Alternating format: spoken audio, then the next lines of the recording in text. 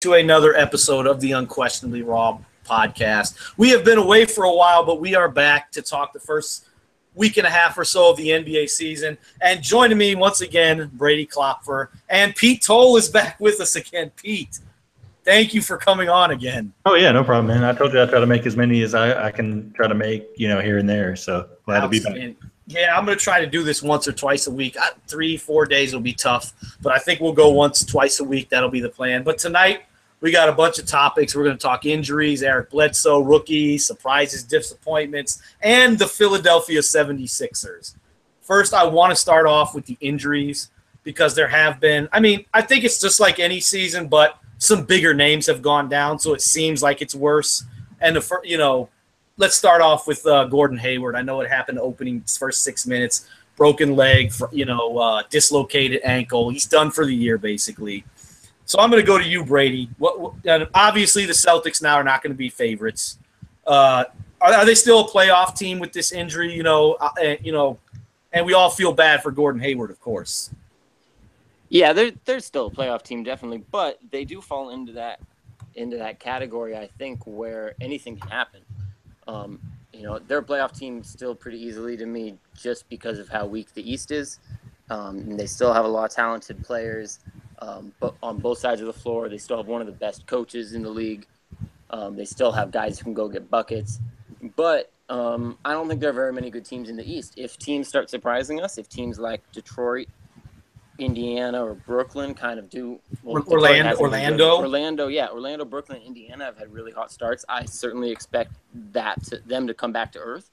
But if it happens that there are actually 8 strong teams in the East, then we could find ourselves towards the end of the season with Boston actually having important games just to try to get into the playoffs. But I certainly don't expect that to happen. I think this knocks them back from home court advantage into maybe like the 5 or 6 range, and it puts a lot of pressure on the young players. But absolutely. Anytime you lose your best player, which Hayward is definitely their best player, like you then have to count on getting lucky the rest of the way because they're struggling right now. They don't have Marcus Morris, they don't have Marcus Smart. They're counting on huge minutes out of Jason Tatum. They're counting on big minutes out of players like Semi Ojeleye, Abdel Nader, Terry Rozier, all these. Shane Larkin even is, getting a lot of minutes. Yes.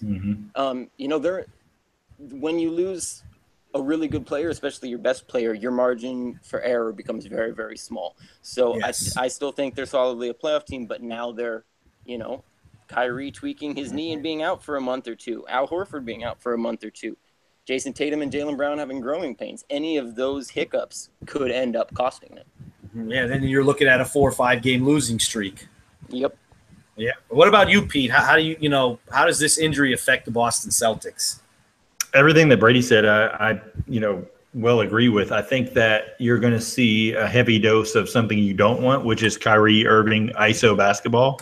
And we can go back to, his rookie season and second season in Cleveland and just how bad those teams were. And he just doesn't make the smartest decisions. Thank goodness this team's more talented, though.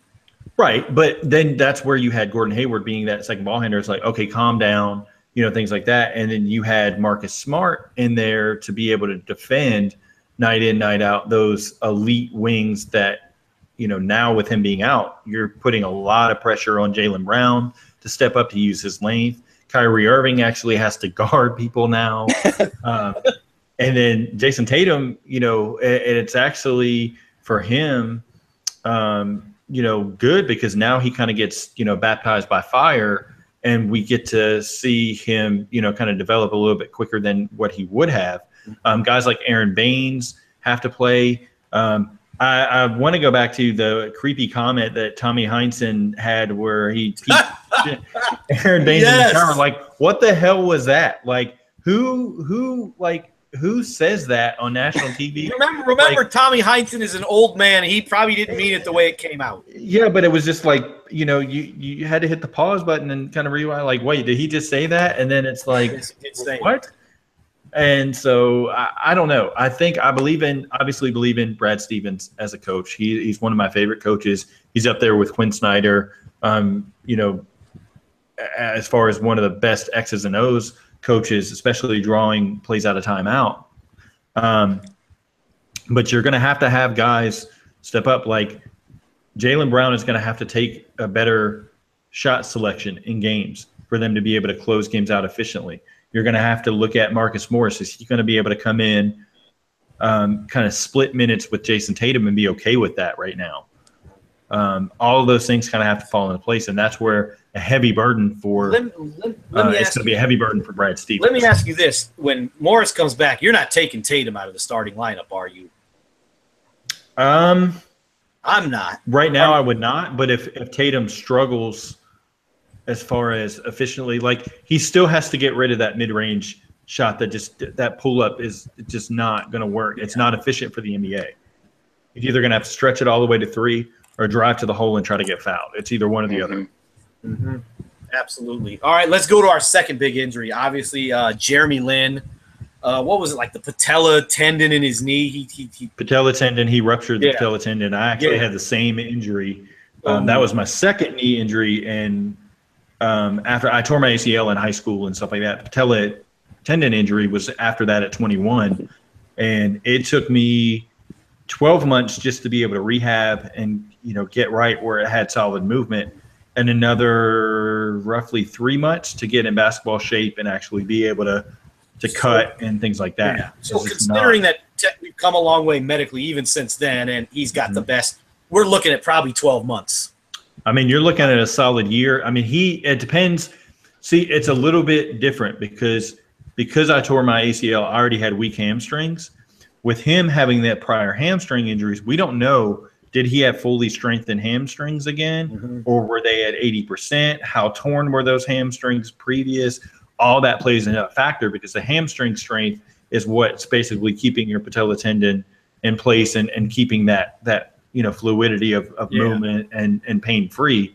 And see where mine, obviously not having professional rehab that the NBA has and all the new technology, and you're talking 16 years ago, roughly, that a lot of, like you said, it's come that far. And for Jeremy Lin, it's going to be a test of the way he plays, the speed he utilizes, cutting to the basket, herky jerky layups, things like that. That's all going to be a big factor on how he comes back. He may only come back 85%, what he was. Is that enough for him to still be able to be a starter? He's no spring chicken. He's not getting any younger. I mean, he's he's closing in on 30. I do wish him the best of, because absolutely that look of shock and then he just looked up and he's like, I'm done. Like my heart just sunk, and I was just like, I know that feeling, and I'm surprised, to be honest. Like he kind of reacted the way he was calm after the fact and stuff like that. Like I don't know if I would have been that calm as a cucumber after the fact. I mean, but with his Christian faith and all that, he's yeah, right. He's such a likable guy. Like when you get attacked by Kenyon Martin, and you come back with like such it kind of put Kenyon Martin in his place, but it was like so subtly done and just like so respectable in his response. It was like, wow, this guy like is so mature for his age and just like really gets it. And if there was more people like that, in society, it was kind of cool to see that. Yeah. How does this affect the Nets now without having Jeremy Lin in the lineup? Brady, you go ahead. I've talked to. Oh, go ahead, Brady. Now that he's broke down the injury, Brady, how do you see this affecting the Nets with him being out now? Well, I think it's a mixed bag of sorts. On the one hand, they're a young team. They're not playing for this year or next year. They're playing for down the road. So, you never want to say that an injury is a good thing, obviously, but there are going to be more minutes for guys like Karis LeVert, guys like Spencer Dinwiddie, guys who actually figure to play a bigger role for this team when this team is actually successful. Because, if the Nets are to get into that, contending for one of the top 4 or 5 seeds, it's probably not going to be when Jeremy Lin is on that team anymore. Yep. So, pushes their timeline back a little bit, but it allows for some playing time there. But when you have that many young players, it always helps to have veteran leadership. And Lin, I think he did something pretty special this offseason and preseason where, he had gone to Brooklyn to try and be their point guard. And then they went and traded for D'Angelo Russell, and Lin was supportive of that. He moved off ball. He was already a good shooter, but he was spending a lot of time working on shooting and moving without the ball and catch and shooting and being able to transition to a secondary playmaker role. And not only, was I excited to see that for him, but that sets a great example for the younger players that he's willing to make those sacrifices, work on different aspects of his game.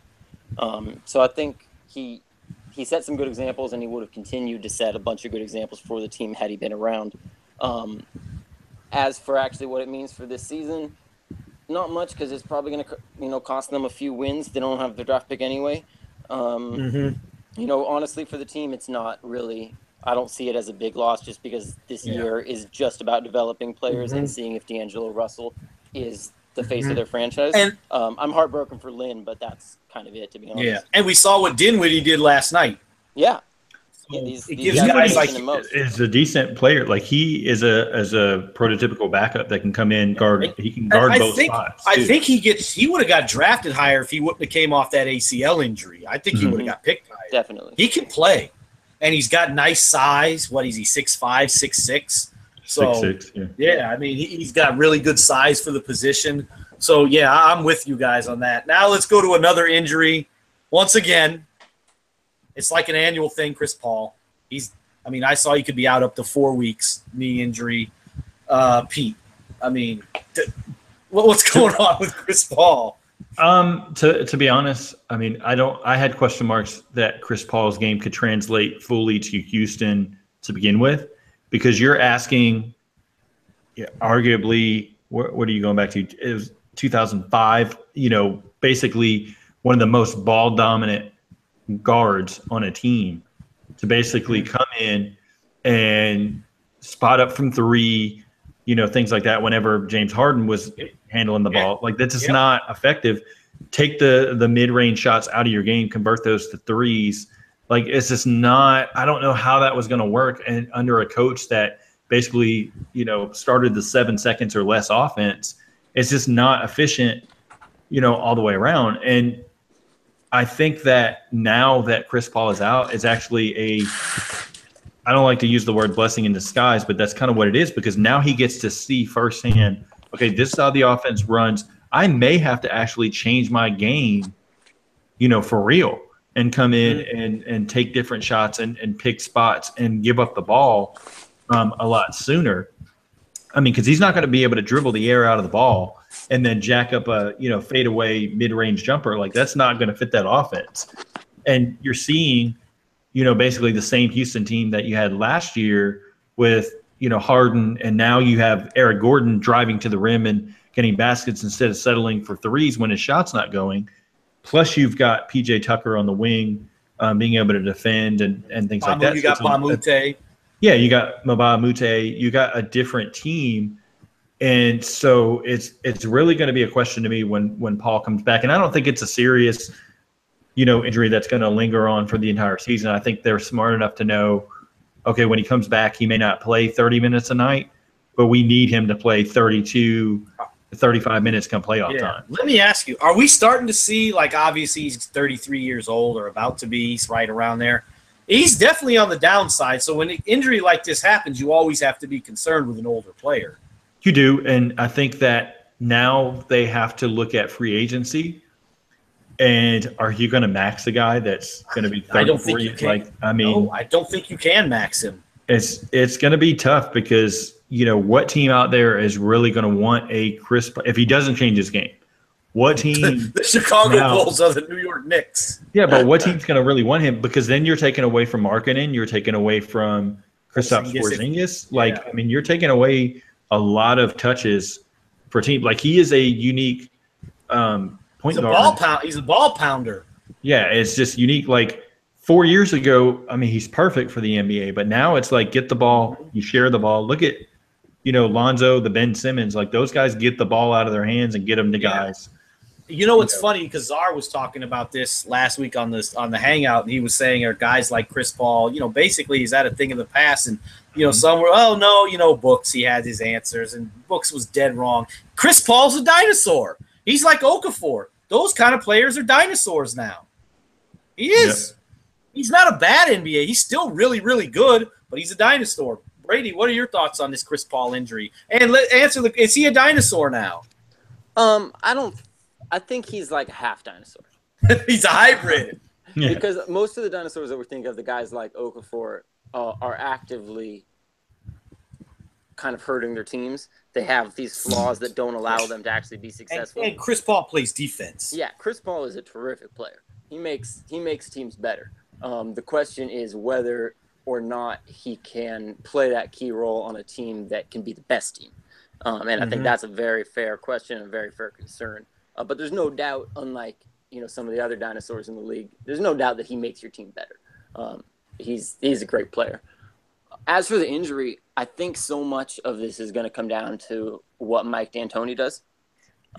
Because last year, part of the reason that Houston struggled against San Antonio, in addition to the fact that San Antonio was just a better team, Houston, they ran out of steam because Mike D'Antoni played 8 men deep from opening day until the end of the playoffs. And now you've lost Chris Paul after trading away some of your depth. Admittedly, they signed some depth with Ba Mute and Tucker, but you lost some of your depth. Chris Paul's out for a while. Eric Gordon now is injured. If Mike D'Antoni is going to a 7-man rotation, you can really hinder your team's chances in the first month of the season. You can really shoot a hole in what you're going to do in the playoffs. Now, the flip side of that is maybe he uses this as an opportunity to play some of those guys that haven't been getting off the bench. Yeah. And realizes, hey, these guys can contribute. These guys can help me. Maybe I need to go to a 9 or 10-man rotation every game, and that could really help the team down the stretch. And this is a good opportunity to keep this because, they're 3-1, 4-1 now. I mean, you got Golden State, who they're 3-2, but they've struggled. They don't look very good right now. This is an opportunity to keep pace with Golden State because, Golden State is going to figure it out. I mean, you got to look at an athletic guy like Troy Williams could carve out a rotation spot too. Because he can get in transition. What about G Kui? I like his game.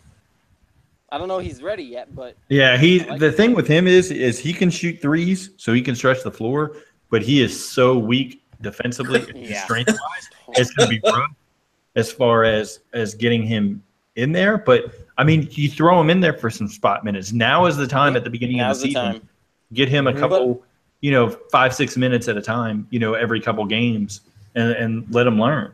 Yeah. Yes, absolutely. And to what Pete said earlier about Chris Paul, I do think this could be a good opportunity for Paul to learn about the offense, to learn about what D'Antoni is doing, to sit back and actually see in action how this team is going to play. Because Chris Paul is smart. He knows what he signed up for.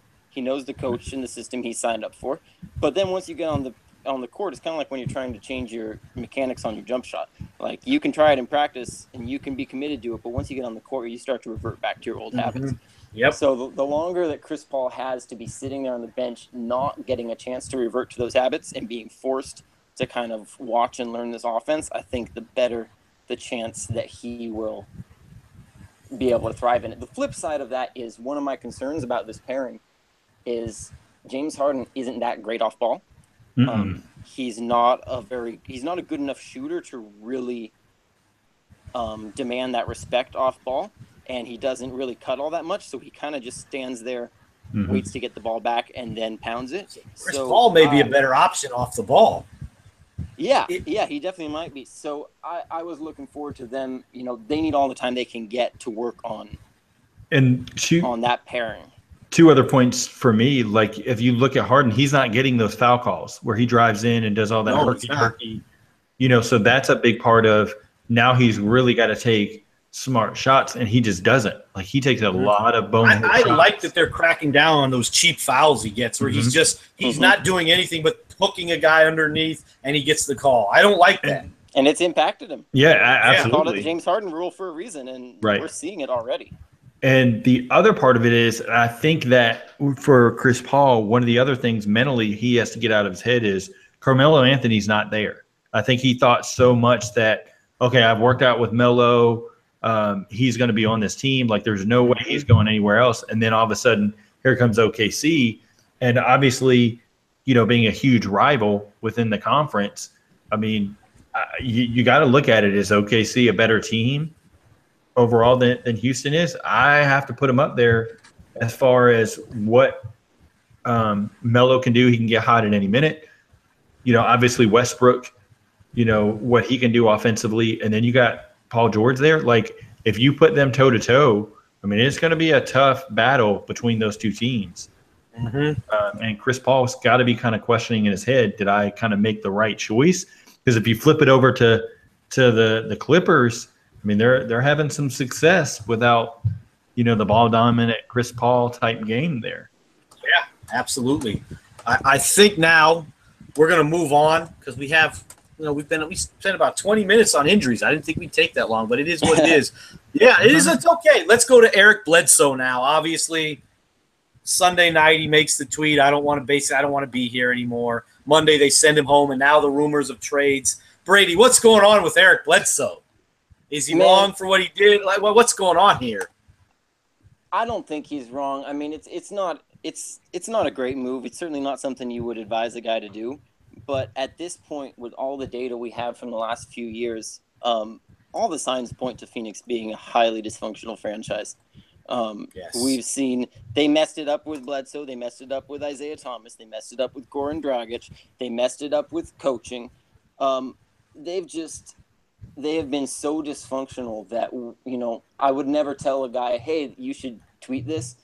But, if we're going to look at someone's in the right and someone's in the wrong, it has to be Phoenix in the wrong. Didn't Bledsoe basically want to trade in the offseason? And I don't think he really wanted to be there. But Phoenix hasn't earned his respect because they benched him for most of the year last year so that they could tank, and with the understanding that they were probably just going to trade him. So it's like I hear people saying, "Oh, you're getting paid all this money, and now you're not willing to work. Just shut up and go to work." Like, no, they sent you home from work last year, said we don't want you here. And now you're getting mad at him for not showing up when they suddenly lift that restriction. Like, this is ridiculous. Right. Everyone in the world, everyone in the world knows he's going to get traded. So why would he be giving them his effort? Why would he be giving them his loyalty, his dedication, risking injury and losing tens of millions of dollars? And they're not being loyal to him. And then as a front office, you come to Bledsoe. Okay, you tell him, all right, you're going to sit for this injury. Then he's literally running down the court and work and warm-ups, and media asks him, "Are you playing tonight?" Nope, and runs down with a smile on his face. That's number one. Then you get to you get to trade discussions. You tell him you're pretty much on draft night. You're going to the Cleveland Cavaliers in a trade for Kyrie Irving. It's pretty much almost a done deal. And then all of a sudden you're Ryan McDonough, the GM, and you pull it out from under him. If I'm Eric Bledsoe, I'm depressed too, because I look at this team at a surprise 48-win season. They make the playoffs. And then all of a sudden people had these high expectations of, oh, wow, this team overachieved. They're a playoff team now.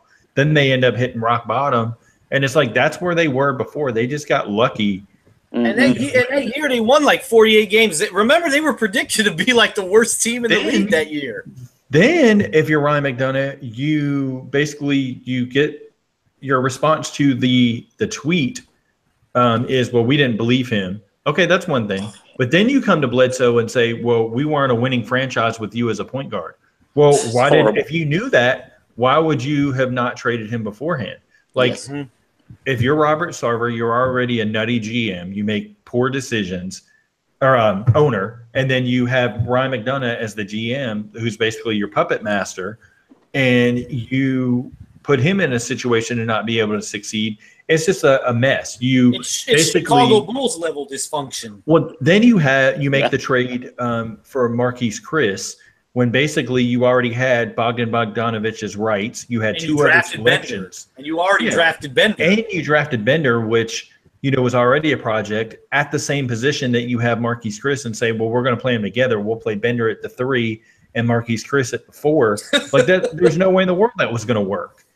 And then you bring in Josh Jackson, who already had character issues off the court, And now he's already getting into two separate instances. One with a fan, the other one where he like bucks at Marquise Chris like he's going to fight him. You know, it's like, what in the world is this? If I'm Tyson Chandler, I'm like dialing every single team up personally myself, going past my agent saying, get me on some other team. If I'm Jared Dudley, I'm like, I'm here to be a veteran leadership for this chaos? No way. Like, I mean, it's bad. It's like Sacramento Kings, Chicago Bulls, not current Kings, but past Kings and current Bulls bad. And then on top of it all, like they go – the GM goes to the media and just calls him out and trashes him. Like, your last hope with this guy is to trade him, and the first thing you do is you get something for it. And then even worse, you come back and you ask, pissing contest. Yeah, and it's so stupid.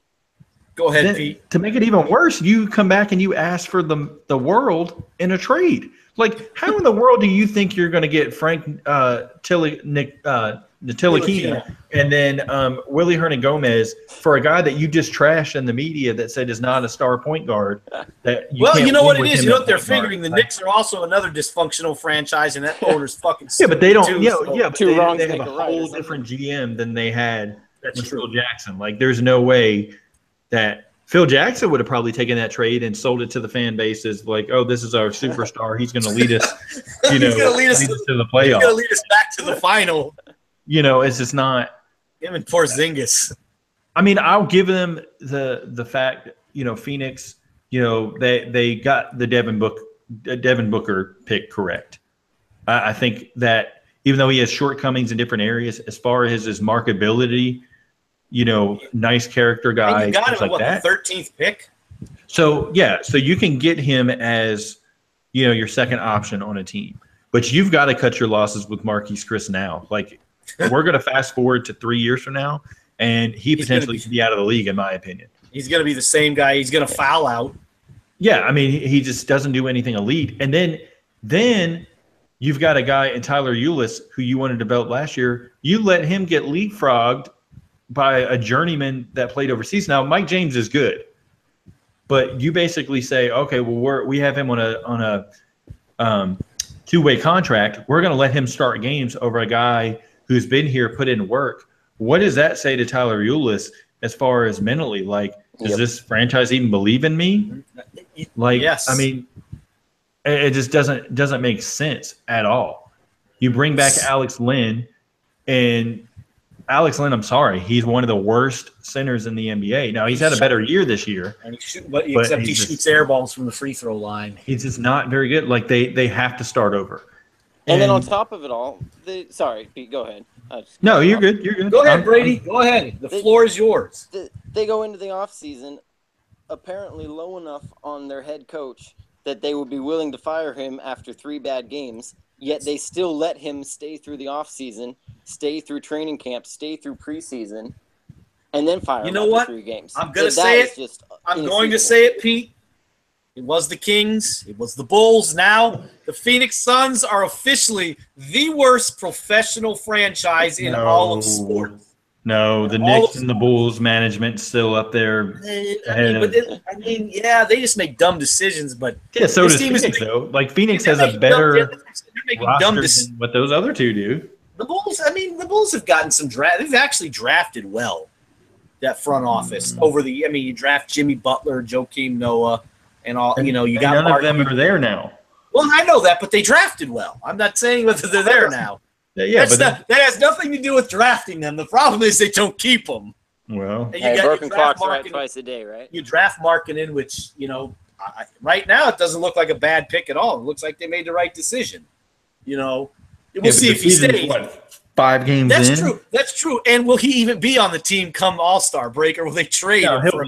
He's going to be there. They'll market him. They'll wait till he's good, and then they'll trade him. Yeah, exactly. Right. Exactly. There you go. They're like Jimmy Butler. Exactly. Yeah. At least they got Joakim Noah out of there at the right time. That was actually a good move, not bringing him back and trading Derrick Rose. Good moves by the Bulls there. Speaking, though, we're going to go to rookies now. This has actually been I know Ben Simmons was drafted last year, but he is technically a rookie this year, and we don't really need to say much about Ben Simmons because he's been fantastic. But I'm interested in what you guys think so far of these rookies this year. It's a complete 180 from last year, Pete. Yeah, obviously better draft class. Oh, my gosh. Across the board. So by a landslide. Yeah. I mean, if you look at – let's go ahead and get Ben Simmons out of the way because people are going to complain that he's not really a rookie. Obviously, he's light years ahead of everybody else because he's had that year in the system to be able to learn it. And they put him in the best position. Real quick, speaking on Woods, I think he would have went number 1 in this draft class. He should have, that's for sure. Yeah. He would have. If he would have came out, he'd have been the number 1 pick. So there's that. Go ahead, continue. I mean, you put Ben Simmons at the point guard position, which is the best, position for him to succeed. Time's going to tell is if, number 1, can he knock down free throws? That's going to be the big thing. Will he please switch hands so he can finish at the rim? I mean, I don't understand this. Like, you're 6'11", 240. You should be dunking all over guys, finishing at the rim, and you're struggling to make layups. You know what, though? When he goes up with his right, he makes shots. Have you noticed that? When he finishes with his right, it goes in. He's technically left-handed, so it's like switch to the right, just go right and call it a day. Like that, he's going to have to knock down free throws, and then he's going to have to develop a up to 18 feet jumper. Yes. Whether it takes 3 seasons or not, he's never going to be a three-point shooting threat. I mean, he might be able to knock down 1 out of 5, but he's never going to be able to be a 40% clip. No, but in all honesty, has LeBron James, except for that 1 year in Miami, ever been a guy you look at, oh my God, we have to guard him from 3? Yeah, but he tends to knock down in clutch times. He knocks down 2 or 3 threes, and that puts the game away. Hopefully Ben Simmons can do that. I'm on board for it. If I had to go, so I go Simmons 1. As far as that's what we'll do here. We'll rank. That's what we'll do here. We'll rank our top 5. I have 6 because they're kind of a tie. But that's what we'll do. If you've got 6, that's fine. Then you can throw in some honorable mentions. I'm going to go with who I'm most impressed by as far as the rookies go. I would say De'Aaron Fox is 2 for me. Because I was really, and I'm going to go ahead and eat crow. I was not high on Fox. I had him behind Smith Jr., Lonzo, and Fultz as far as the tier of point guards. He has really excelled offensively. Obviously, defensive, ability is his calling card, but just being able to get to the rim and actually finish was my big knock on him, and he's done that well. He's even knocked down a couple threes, even though it hasn't been that much. He's still shown the ability to knock down. He's 2 out of 5 this year. So he's showing he can make an NBA 3. Yeah, he's showing that he can at least get that range, and eventually he'll get comfortable. And here's the thing with him: he actually has really good form on his shot.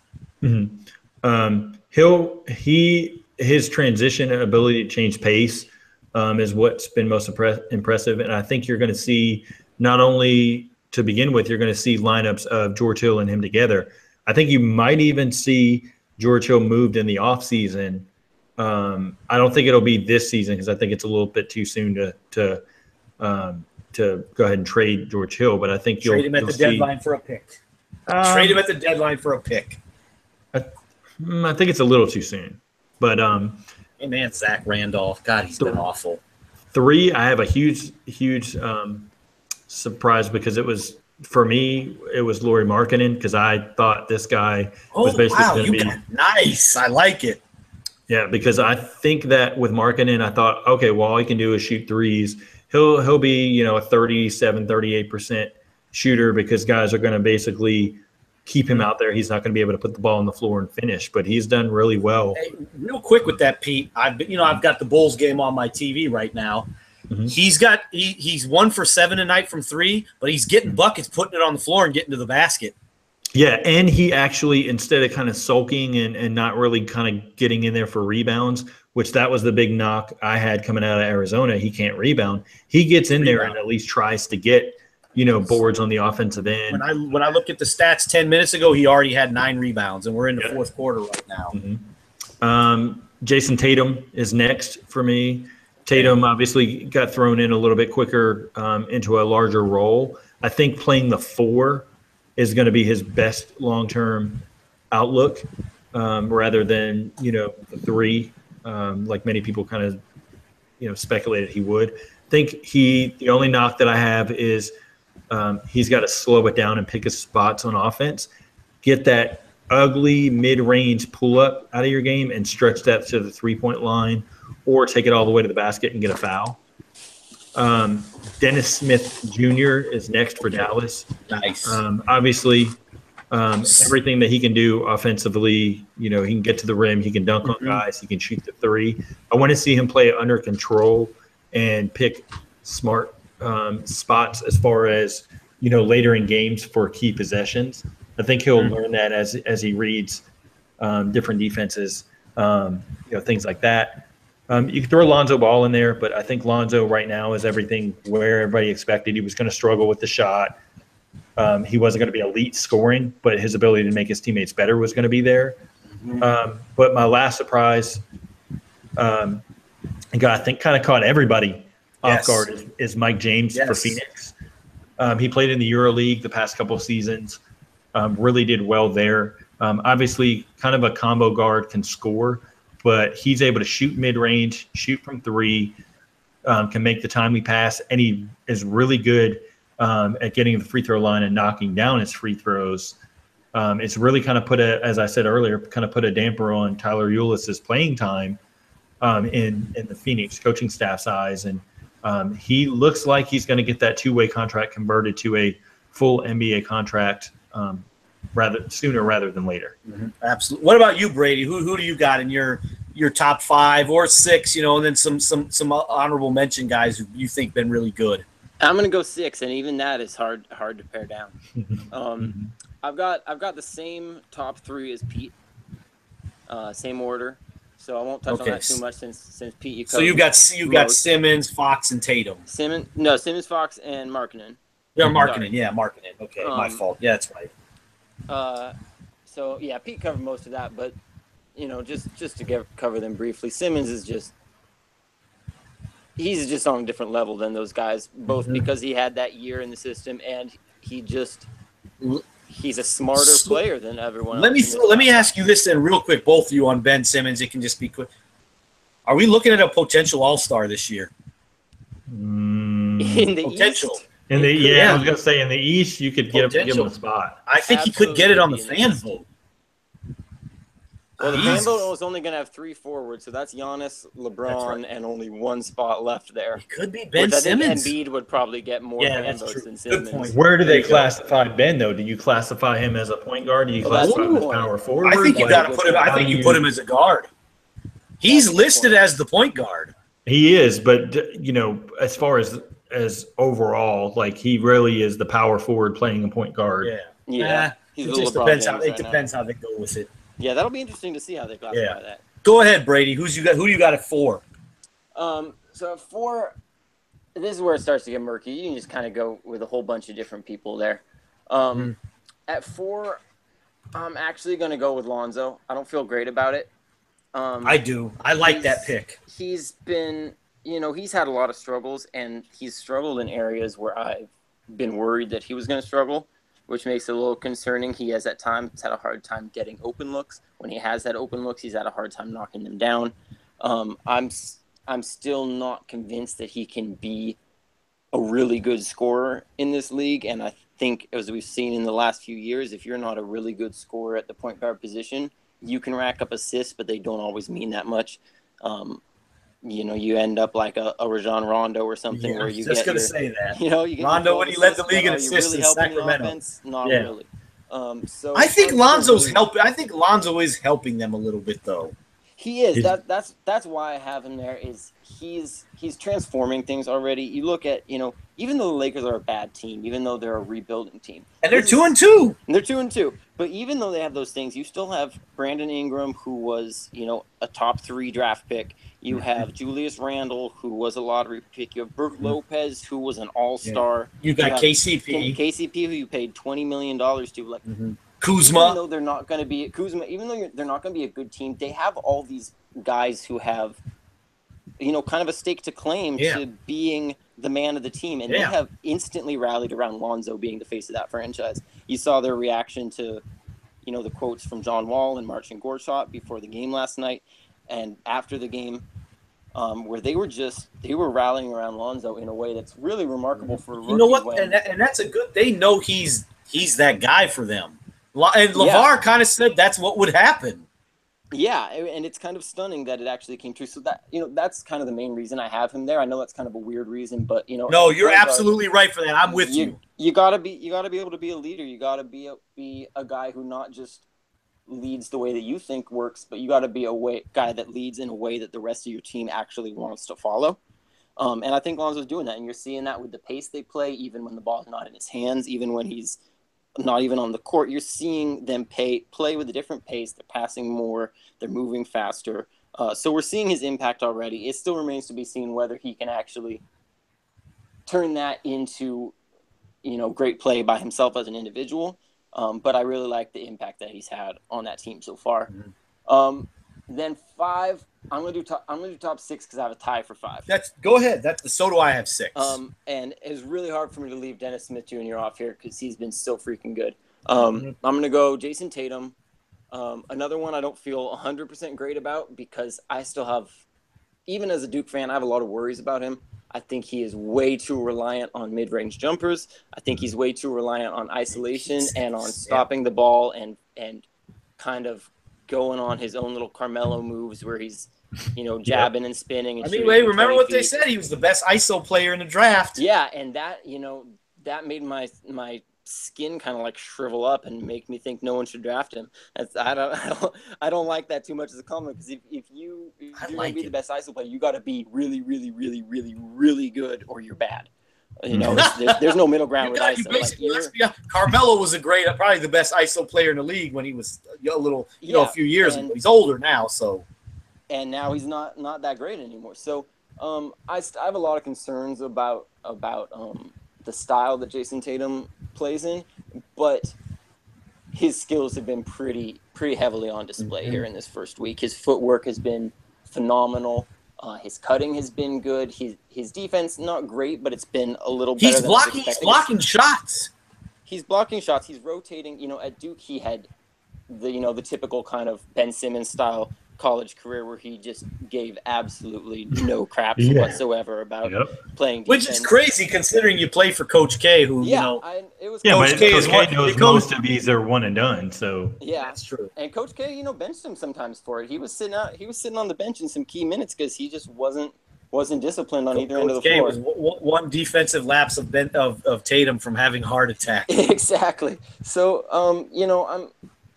I'm still not incredibly high on Tatum going forward, but just judging on what we've seen this first week or so, I've been really impressed with him. And then my other guy tied for 5th is a little bit of a surprise here, but OG Anunoby. Yes, I like him. I really like what he's done. He's going to make a lot of teams regret him because, if people forgot, he wasn't even supposed to be playing yet. No, he fell in the draft only because he had an ACL injury. And yet it was 9 months ago. It was 9 months ago. Denver wanted him bad. Yeah, they did. And he would have. Let me ask you this: if they knew he was going to be playing right now, does he go top 10? You think? I think right around there. Probably not top 10, but probably like he would have went 12 somewhere in there. Range. Yeah. Yeah, I bet Detroit would have taken him over Kennard. Yeah. Yeah. Probably. Good point. Yeah, he's been. I'm watching that You watched the Golden State game last night, didn't you? Yeah. Yeah. He was very good last night, making threes. He was incredible in their opener. Just absolutely wonderful. Am I crazy to say he could be starting for them by the end of the year? I don't know that he's – well, no, because if you look at – CJ Miles isn't even starting. Yeah, but Miles is going to end up taking Norman Powell's. Yeah, I mean, he's going to – That's what I'm saying. Is it pot? Because I think OG is potentially – he's a better defender. But they're playing OG right now kind of as the backup 4. So then you got to look at, do you shift Ibaka? Then you not only have to move Valanciunas, but then you're delaying Pirtle's playing time. Yeah. Pirtle's been really good as a He was fantastic last night. Pirtle had like Pirtle had 11 offensive rebounds last night and 20 points. He was really good for them last night. I want to speak on that. Fun. That was a fun game last night. That was a terrific game. Golden State was left for dead, but Steph Curry to the rescue. That's all I'm going to say. We had to throw our Steph Curry Golden State because we are pro Golden State on this podcast, unless Alana or Byron are on. I'm good with Golden State. I don't have any. No, Pete's definitely pro Golden State. Yeah, he's definitely pro Golden State. How can you not be, man? They're good players. Play well. Exactly. Let me give my top 6. Obviously, Ben Simmons won. And I'm going to say it because I love what he's done. The shooting has been atrocious, save for the Phoenix game. I still have Lonzo Ball at 2. I think he's changed a lot of it. Brady, he's basically changed the culture in Los Angeles, really. I really like what he's done. Plus, you consider the massive amount of pressure that's on him. I mean, I think it's fair to say he has the most pressure on him of any rookie since LeBron James. A lot of it being his dad, but he's from Los Angeles and all that. I think he does, though. I think his dad is, as much as I knock LeVar, 2 things. Number one, I think it's going to help Lonzo in the end because Lonzo is so quiet and reserved. I think he kind of has to be pushed in a sense, not his work ethic wise, but pushed to be more aggressive. Because if you watch that Phoenix game, when he got aggressive, he came out and he pulled up for 3 and hit that 3, and it was like, confident. Okay, let's go. Yeah. Let's go. I really like it.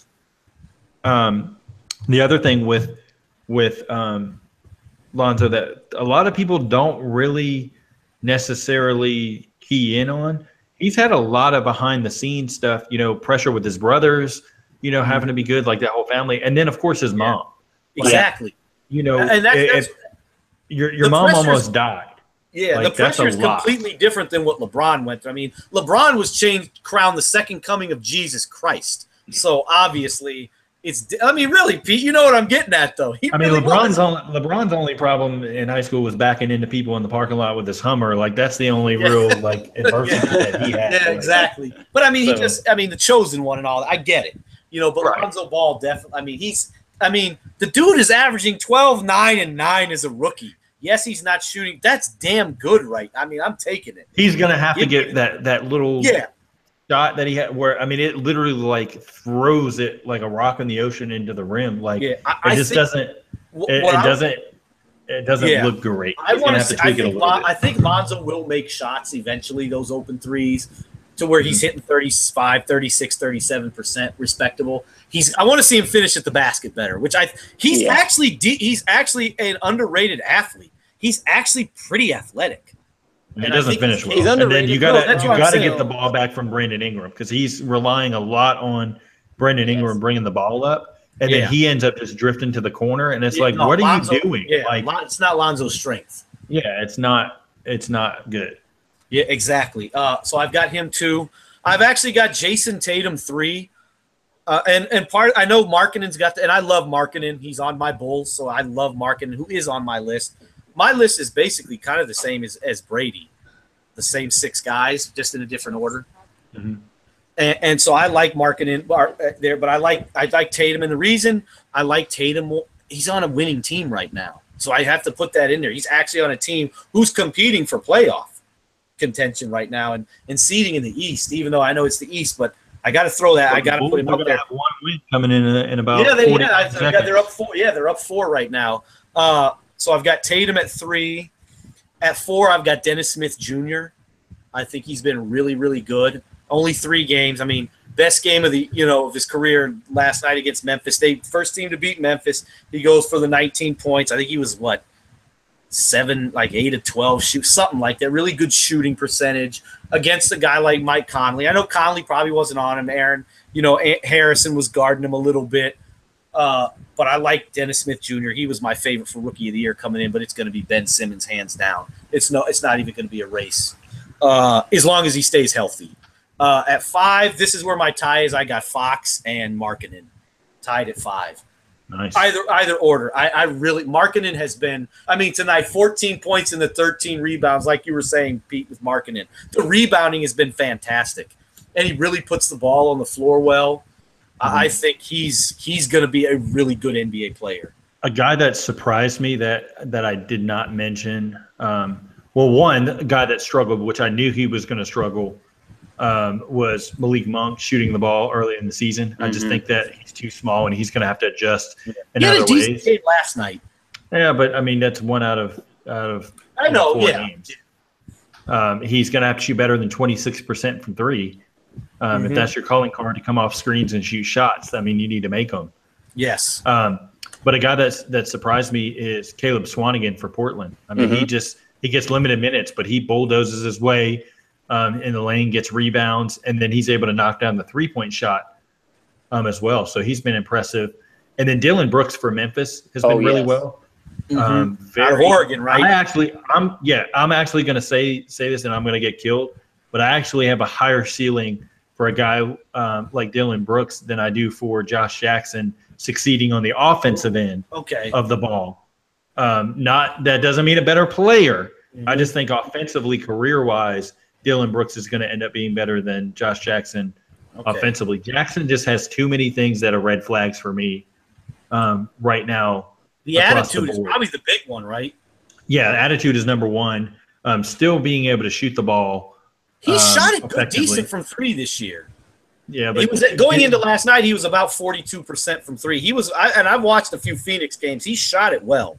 Still going to have to get better around the rim and stay focused and not take a lot of. He takes a lot of gambles, and I think like his attitude basically is like, okay, I got this guy, and then it's like if something doesn't work out, then he gets mad. He basically, like what he did to Marcus. It could be a rookie thing, being a young guy, but just a lot of the flags that he had at Kansas are there here in the NBA. And I know you're going to like this one because he's one guy we haven't mentioned. How about Jordan Bell? He's made some. He's going to be really good. I mean, he's already jumped ahead of JaVale McGee. Yeah, he's in the rotation. But he is in the rotation as a second-round pick that they had to spend money on from the. How bad are the Bulls to give? Yeah, but look at Kevon Looney. He's going to be out of the league in 2 years. But still, the defending champion. Was it Damian Jones? He hasn't really shown a lot. But JaVale McGee was good for Golden State last year, right, Brady? He had his moment. He's unplayable in certain matchups is the thing. He's been really good in other ones. But the thing I will say, Jordan Bell is the Warriors' best center already. He's better than Pachulia. He's better than David West. He's better than JaVale. Does Jordan Bell start it come the end of the – or do you think Pachulia just – No. Yeah, they can't start him. Definitely be the starter going into next season. But not this year. But and you know what? He moves his feet well on defense against perimeter players. Yeah, one thing he's going to have to – he's still learning discipline because he's been kind of funny late.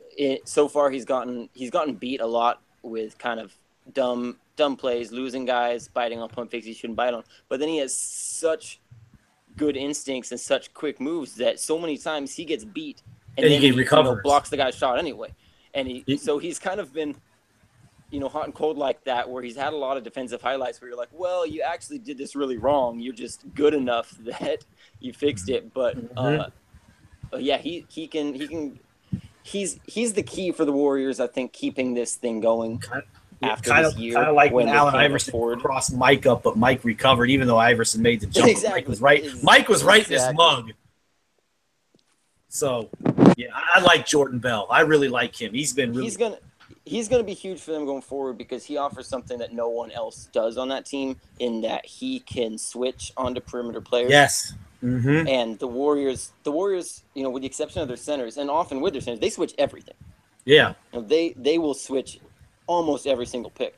And, that's one of the keys to their defense. And so, if you look at the future, probably starting next year, him as the starting center. I think you have to, because if you have Jordan Bell out there now, literally all 5 players can switch on everything. Yeah, now you're switching absolutely everything, and that's just that defense. Once he gets over his rookie mistakes, he's kind of like a bigger Draymond Green. Obviously, not as good as Draymond Green, but he's that same bulky but still nimble, quick on his feet. Yes. Terrific athlete, terrific defensive instincts.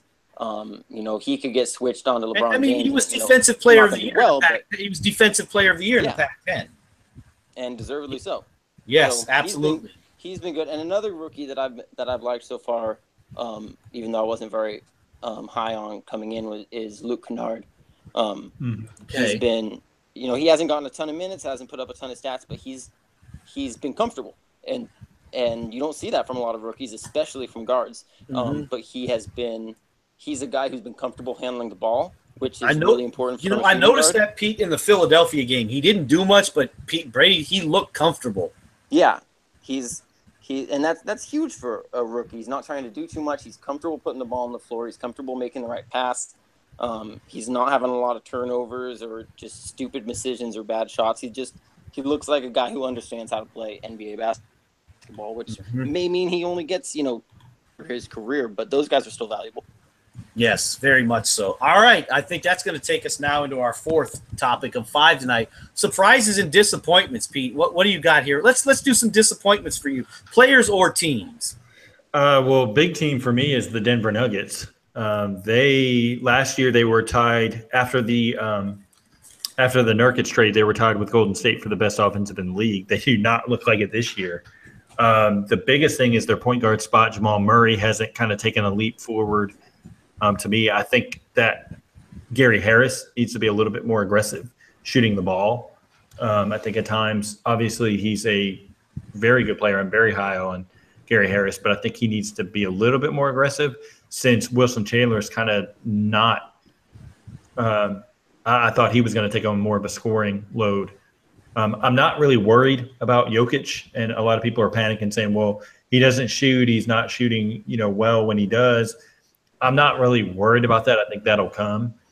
But I'm a little alarmed at kind of Denver's start and where they are, especially considering it's the Western Conference.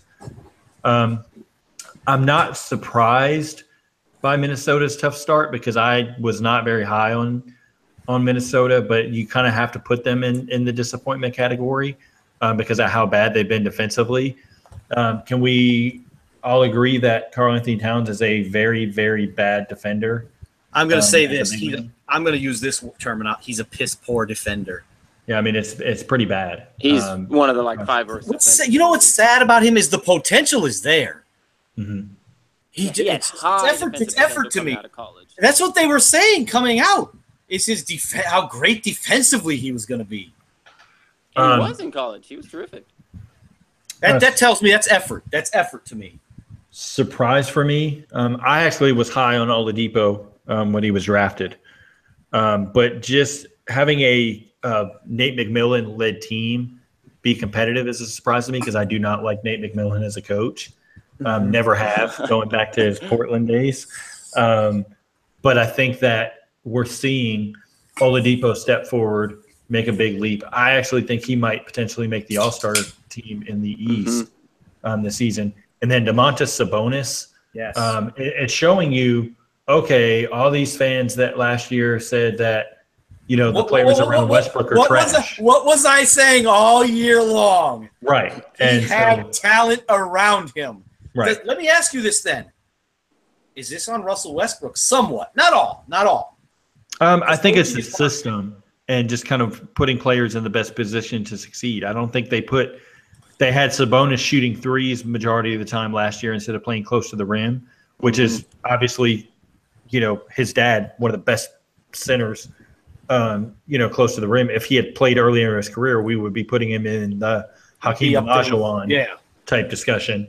But I mean, so he had to learn footwork and finishing there, from an elite player. So that's where he's best.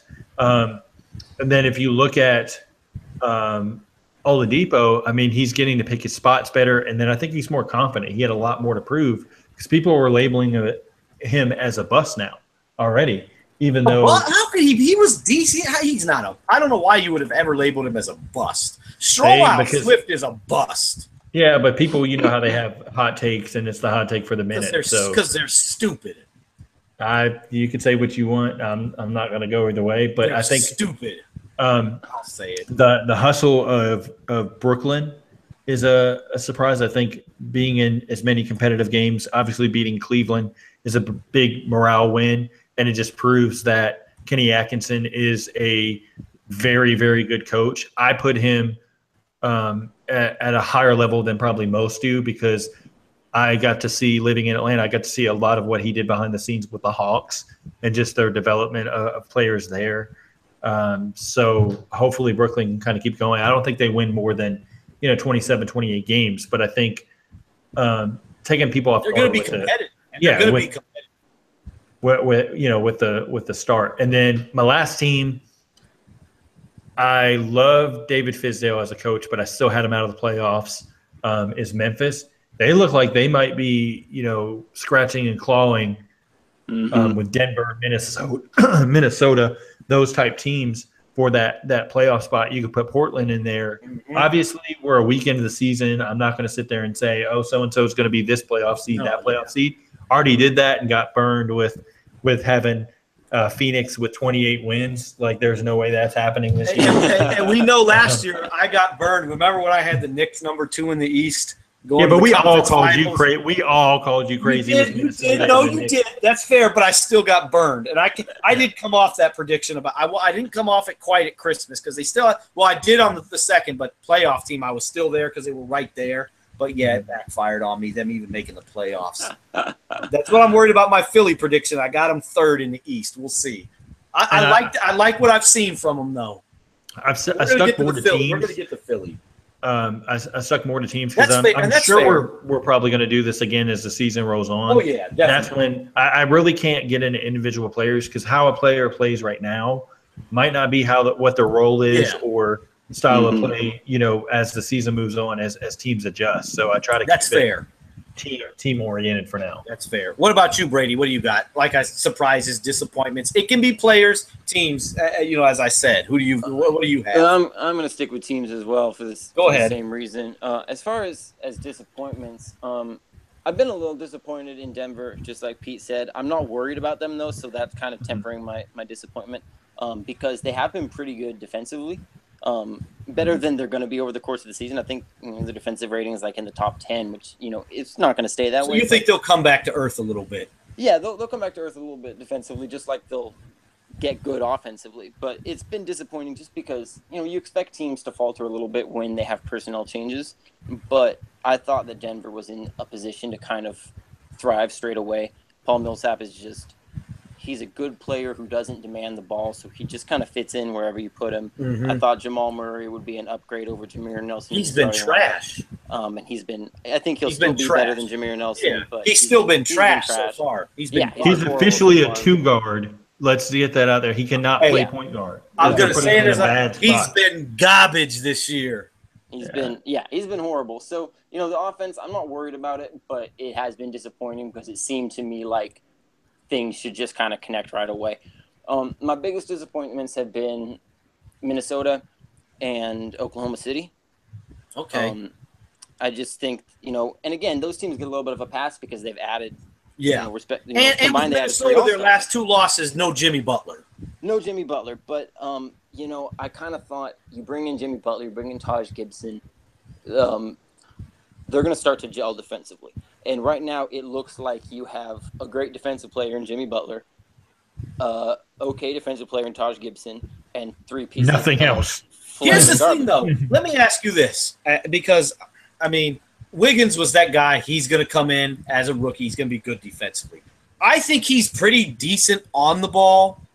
His off-ball defense is just bad. His off-ball defense is horrible. It's talent that's the worry to me because you can get by with a bad perimeter defender like Wiggins or a mediocre perimeter defender. That's not the worst thing in the world.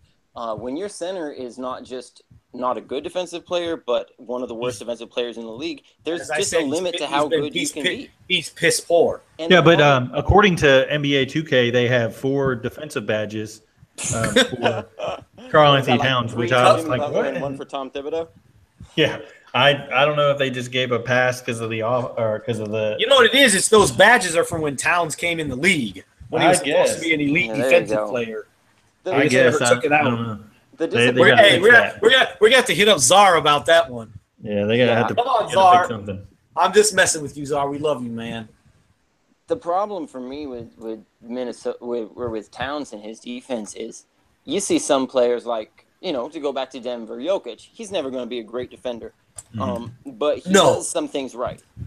He has a good understanding. He has a good stance. He's too slow. He has slow instincts. He's not But he very gives athletic, he gives and an that's always effort gonna burn though. him, He but gives an effort. he gives an effort, and he has Exactly. he has the right fundamentals defensively. He just doesn't have the athleticism to You quite know match what? those. And Karl Let me Anthony say Towns, this. say what? Go for it. If J.J. Redick can be a serviceable to slightly above average defensive player, there's no excuse as to Karl Anthony Towns being a piss poor defensive player. Yes, and the problem with Towns is it's not just effort in the games. It's not like when LeBron is coasting on defense during the regular season. Karl Anthony Towns has probably the worst defensive stance in the league outside of Jahlil Okafor. That's effort. See, that's effort. Yeah, to but me that's he's capable. off-season effort. Exactly. That's not that. And He's not trying hard. that's coaching as well. It's coaching and it's off-season effort. He's not doing what he needs to become a more fundamentally sound defensive player because he's flat-footed. He has a high center of gravity. He doesn't spread his feet or his arms. And you know what? When I work with my young players, when we do our little defensive slides around like in the paint area, like you see they do at the combine. We do a lot of that for quick feet and stuff. Mm-hmm. But one thing I always tell them, and it doesn't matter if you're a big or you're a small guy, you got to be down. You got to be sitting in a chair. Your arms are out. Your legs are spread. You're on your toes. And Towns is one of the most physically imposing players in the league. Even if he played poor defense, but he just got in a crouch with his arms out, he's taken up like that's what I'm saying. That's it right there. If he gets down in an athlete, and you see it in all sports, football, volleyball, baseball, when they're on defense and they're in the field, they're in an athletic position. That's not Karl Anthony Towns. Doesn't do that. So that's effort to me. That is just lazy. That is lazy. So and that's a knock on him. Yeah, it is. It's a big knock. And Dave DeFore was saying this on Twitter the other day. He said, we all love Dave DeFore. Yeah, we love Dave, and he had a great point. He said, when do we get to just face the fact that Karl Anthony Towns is a bad defensive player? Like we need to. This is year 3 of a guy who was supposed to be good, pretty much coming straight out of college. Like we're past the point where you can say, oh, he's a bad defender now, but he still has a high ceiling. He's going to get there. No, like he might, but right now we need to kind of face the reality that Karl Anthony Towns may just never be a decent defensive player. That writing. And you have to have rim protection, so you're not going to be able to protect the rim. What is Gibson, 6'7", something like that? He's not very and not very athletic anymore. Right. So you have nobody to protect the rim. So you're relying on Jimmy Butler, which we know Jimmy Butler's outspoken. So it's a matter of time before he comes out and calls out Jeff Teague for not having the greatest start to the season. He calls out the defensive effort across the board, and you're going to have a lot of question marks there. Yeah. And people are going to start pointing at Tom Thibodeau like, okay, has the game passed you by? Because you're a defensive coach and your teams aren't defensive. Like, what's going on here? I think it's fair to call him out. They're not buying into what he wants to do. Yeah. And I think, to be honest, that team structured together, I had question marks when they put it all together. Like, where is the outside shooting? Bielitsa? Yes. Come on. Like, you have no shooting from the outside. Jamal Crawford and Bielitsa are their best three-point shooters. And then you bring back Shabazz Muhammad. You don't play him that much.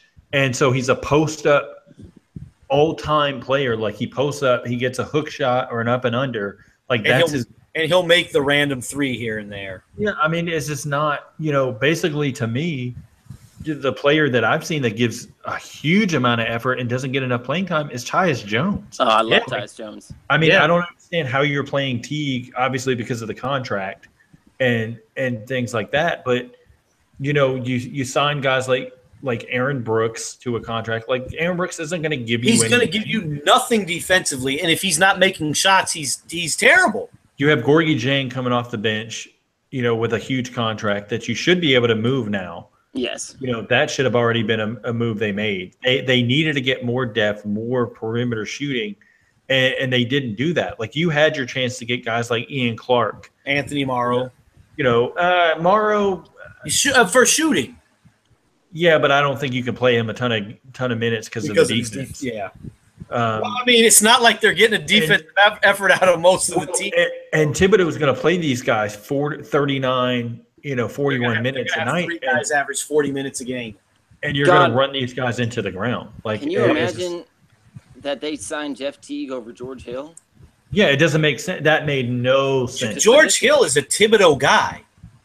He's a great shooter. He's a great defensive player. He doesn't pound the ball. He's perfect. Mm-hmm. He would have been. Yeah, that's who I thought was going to go. But you know what I read though. He didn't want to play for Thibodeau because of the minutes and the way he practiced it. That's why he didn't go there. I did read that, which makes sense. Can't blame him. That makes sense. Yeah, he does not. He didn't want to play for Thibodeau. That's what I'm saying. Like, how long before Thibodeau is out of the league? Thibodeau's got a maximum of 1 more year as a head coach, though. Like, if they don't make still be valuable. Because if Kurt Rambis is still in the league as a defensive coach, then obviously that's fair. That's fair. I think Thibodeau's got 1 year max as a head coach. If they don't make the playoffs this year, I think he's done. Yeah, I agree. I think he's fired, and they're going to go in an offensive direction.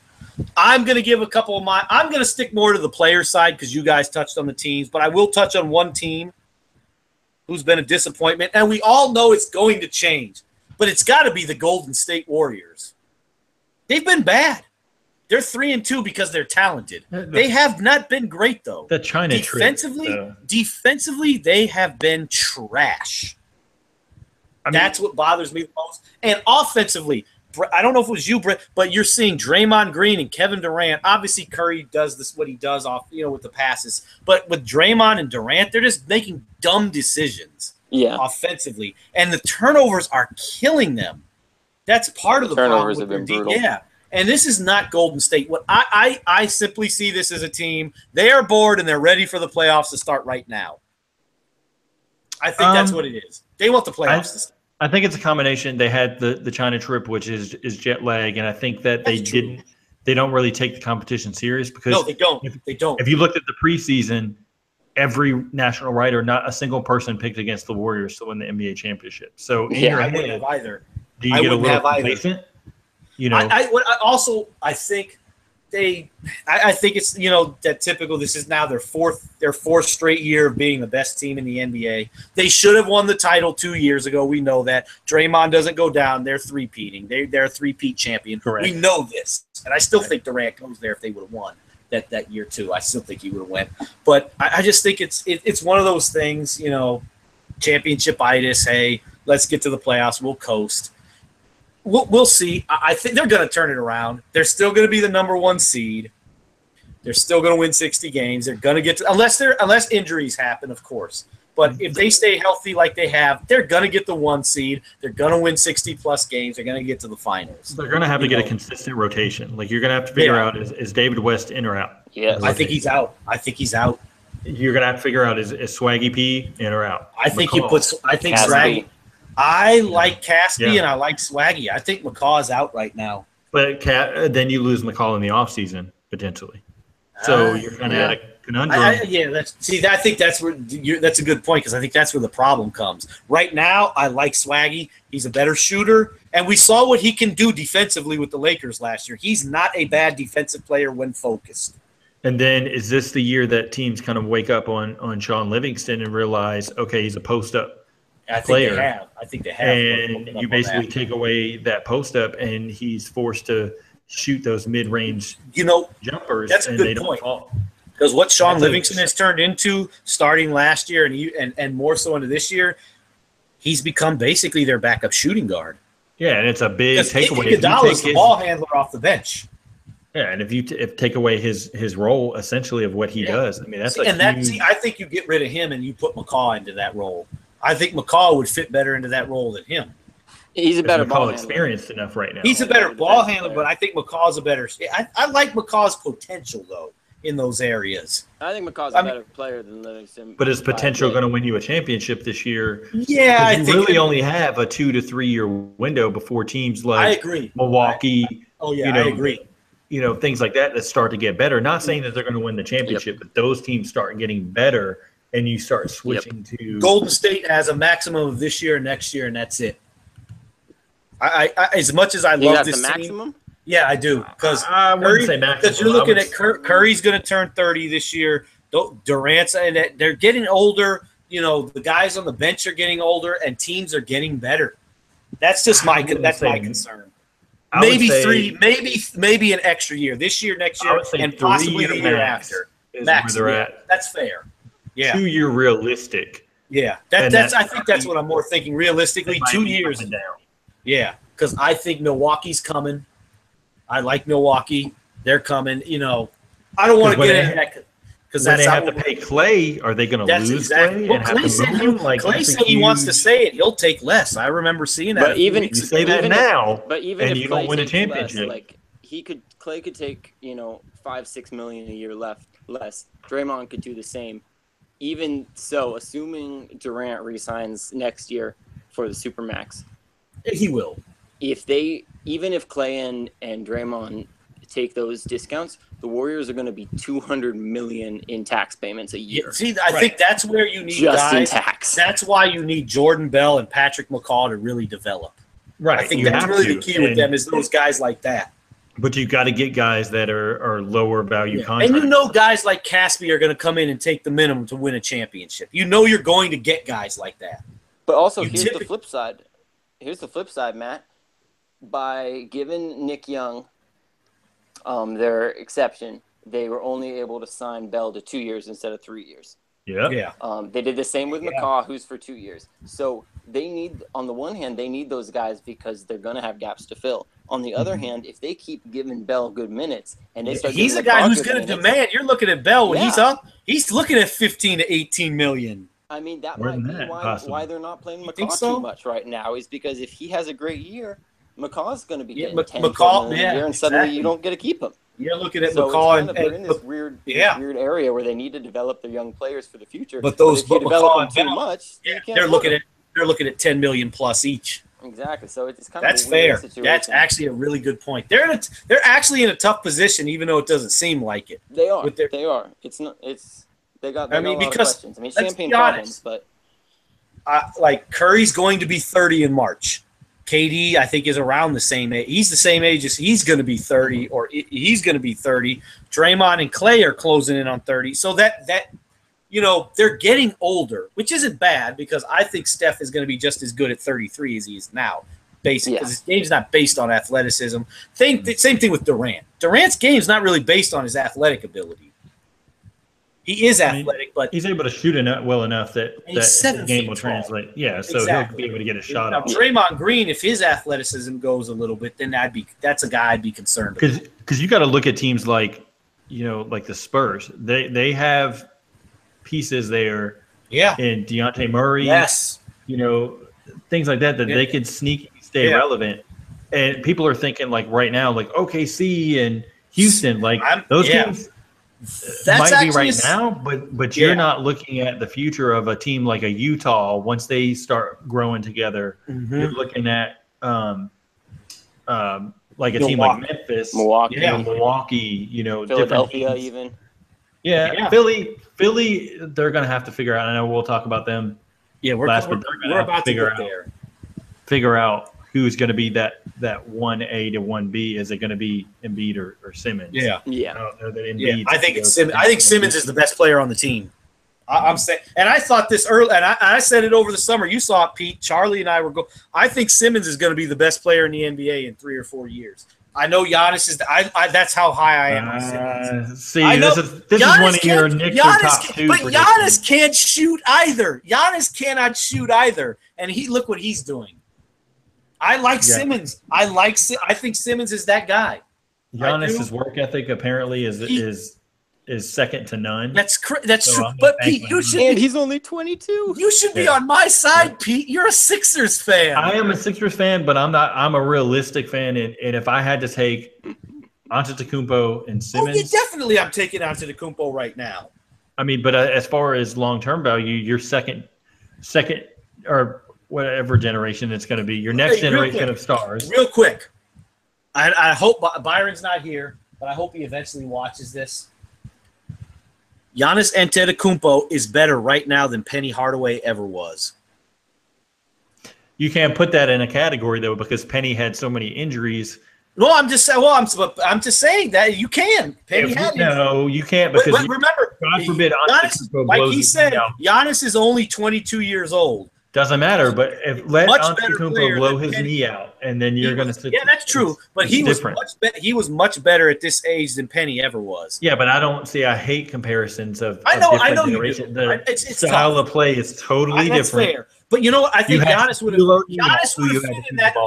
have fit in that era though, because he's not that 3-point shooting player. You think Shaquille O'Neal would have let Giannis Antetokounmpo take over a game? There ain't no way. Shaquille O'Neal he didn't let Penny Hardaway take over. Exactly. Games. That's what I'm saying. So that's a hindrance to Penny Hardaway. If Penny Hardaway would have led his team from the get-go and didn't have Shaq as dominant as he was. No. We know what Penny, because remember the year Penny got hurt, he blew his knee out. That was in the playoffs, though. So we saw Penny for 1 year at his best without Shaq. Giannis is better now than Penny was that first year without Shaq. But also, and Penny was older. Who else do the Bucks have on that team that you could realistically say is a star on that team? Because it's not Jabari Parker, because he hasn't played very many games. I would say it's Jabari if we know he's going to be healthy here on out. Chris Middleton's pretty damn good, but he's not a star. He's not a star. Chris Middleton has to be there. Chris Middleton is a is a great role player. He's not a star. I really like him. He's not a star. I mean, you can say the same thing. I love the Sixers. Born in '84, been a Sixers fan since then. But Embiid doesn't play every game. So Simmons has to be that upper echelon player for them to have a chance. Yeah. And here we go. Real quick, Pete. You've segued perfectly. We are going to go to the Philadelphia 76ers. Pete, go.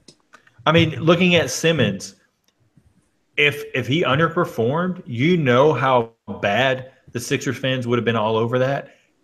Nonetheless, that Embiid comes in 20, 25 pounds overweight, and it's like Embiid can't play every game. So Ben Simmons has to be your upper echelon star that's why I say he's the best player on the team. I mean, essentially, I think he is. He can do more.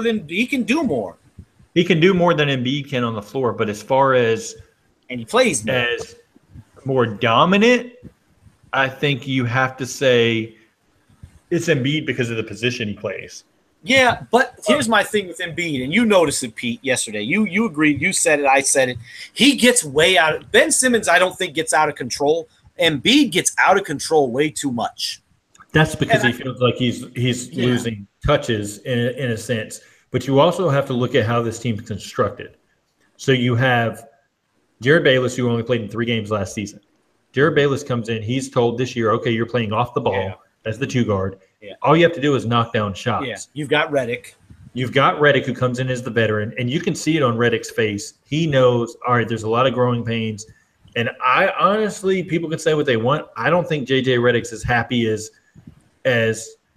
he was coming into the season. Like I think that's going to change though when they start winning games. Possibly, but I think also his wife forced the hand of, okay, we have the Brooklyn condo. You need to go to the Brooklyn Nets. Well, the Brooklyn Nets are kind of low ball offer. I'm going to Houston. Well, Houston backs out with the amount of years at the last minute. Okay, I'm going to pick Philly. So it's not like he picked Philly number 1 from the get-go, regardless of what media portrayal wants to throw out there.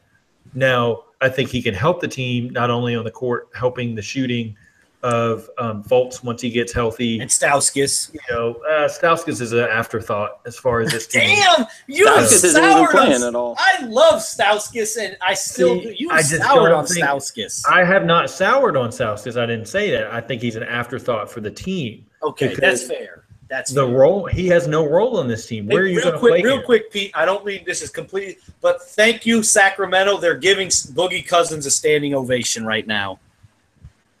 And they need to because the Pelicans won't be because that team's going to be in the bottom of the. I just wanted to throw that out there. They've got signs. Thank you, DMC. I like it. That Sacramento fan base is they're A1. They're class acts. That is a very good fan base. Well, considering they switched, a lot of their stuff around, I'm happy that things have started to turn around. Yeah. For Sacramento, but continue with Philadelphia. Continue. But going back to Philly, if you look at let's touch on Stauskas for a minute. So you got Timothé Luwawu-Cabarrot, you got Justin Anderson, you had Fultz in the lineup. Yeah. T.J. McConnell, Bayless, Redick, Robert Covington, Bayless, and Redick, all ahead of him. He's not beating out any one of those guys except for maybe Justin Anderson. And that's even a stretch. I think he could beat outright. Timotei hasn't done squat for them. Yeah, but Stauskas has that syndrome of he can knock down threes in practice, and then he gets that corner three in the game, and he can't. They're playing Dallas tomorrow, or Saturday, I think. Is it tomorrow or Saturday? I think it's Saturday. Give Stauskas some minutes and see what he does against a bad team. I say you give him a shot. Why do that? It's not going to help his value across the league. Right now, he has no trade value. Well, he's not going to play enough to up his value anyway. Timotei hasn't done squat this year. Give Stauskas some minutes and see what he can do. I'm going to say this: out of Timotei, Justin Anderson, and Stauskas, I would take Furkan Korkmaz over all of them right now. Ooh. Yeah, I said that in my bold predictions. I mean, that we had I think he's a better shooter. I think he's a better shooter than all of them. That doesn't mean he's a better all-around NBA player, but fitting for what that team needs this year and next year, Korkmaz has a better overall ceiling, in my opinion. Yep. Now, 100%. Now, looking at guys like Dario Saric, I think teams have figured his game out, and I don't think, to be honest, as good as Saric was last year, I don't think he's an NBA starter in the league. Is it just me, or am I seeing him? And I didn't get to. He was my biggest disappointment as a player. It seems like a guy who, if he's not starting in the focal point, he can't really do shit. Yeah, I mean, he doesn't do a lot well enough. He doesn't shoot the ball well enough. He doesn't defend, and he doesn't score in the post well enough, or being able to take guys off the dribble. So it's like, what are you really relegating him to? You're relegating him to a role player off the bench, not a star, where a guy like Jahlil Okafor on the offensive end could change a game as far as from a scoring standpoint, but defensively, you can't play him. So like really, you said, he's a turnstile. Right. So looking at overall this Philadelphia team, I still believe they're an A seed playoff team, but I'm not going to sit there and put them. They're going to be right there at the end competing. Yes, I don't think that you can count on them to be much more than that because they don't have the experience to close games. We've seen that. In fairness, though, as I've said, they've had the toughest schedule in the NBA. Every team they've played is probably going to be a playoff team this year so far. But all 5 games. There has to come to a point that this team moves off of Okafor. They end up moving off of a guy like TJ McConnell as your backup and get somebody better. I love TJ McConnell. But if you're playing him as your backup point guard, then you've got problems if you're a playoff team. I think right now, realistically, you'd want – if he's healthy, you want Fultz to be that backup guard right now. And see, even right now, I don't think that Fultz' game, even if he was 100% healthy, I have so many questions that his game translates seamlessly to the NBA as far as his style of play. I don't think he shoots it enough from deep well enough. So let me ask you this. Do you go Bayless then as your backup point guard? I would put Bayless as the backup point guard / combo guard. You play him a good bit of minutes at both. Here we do then.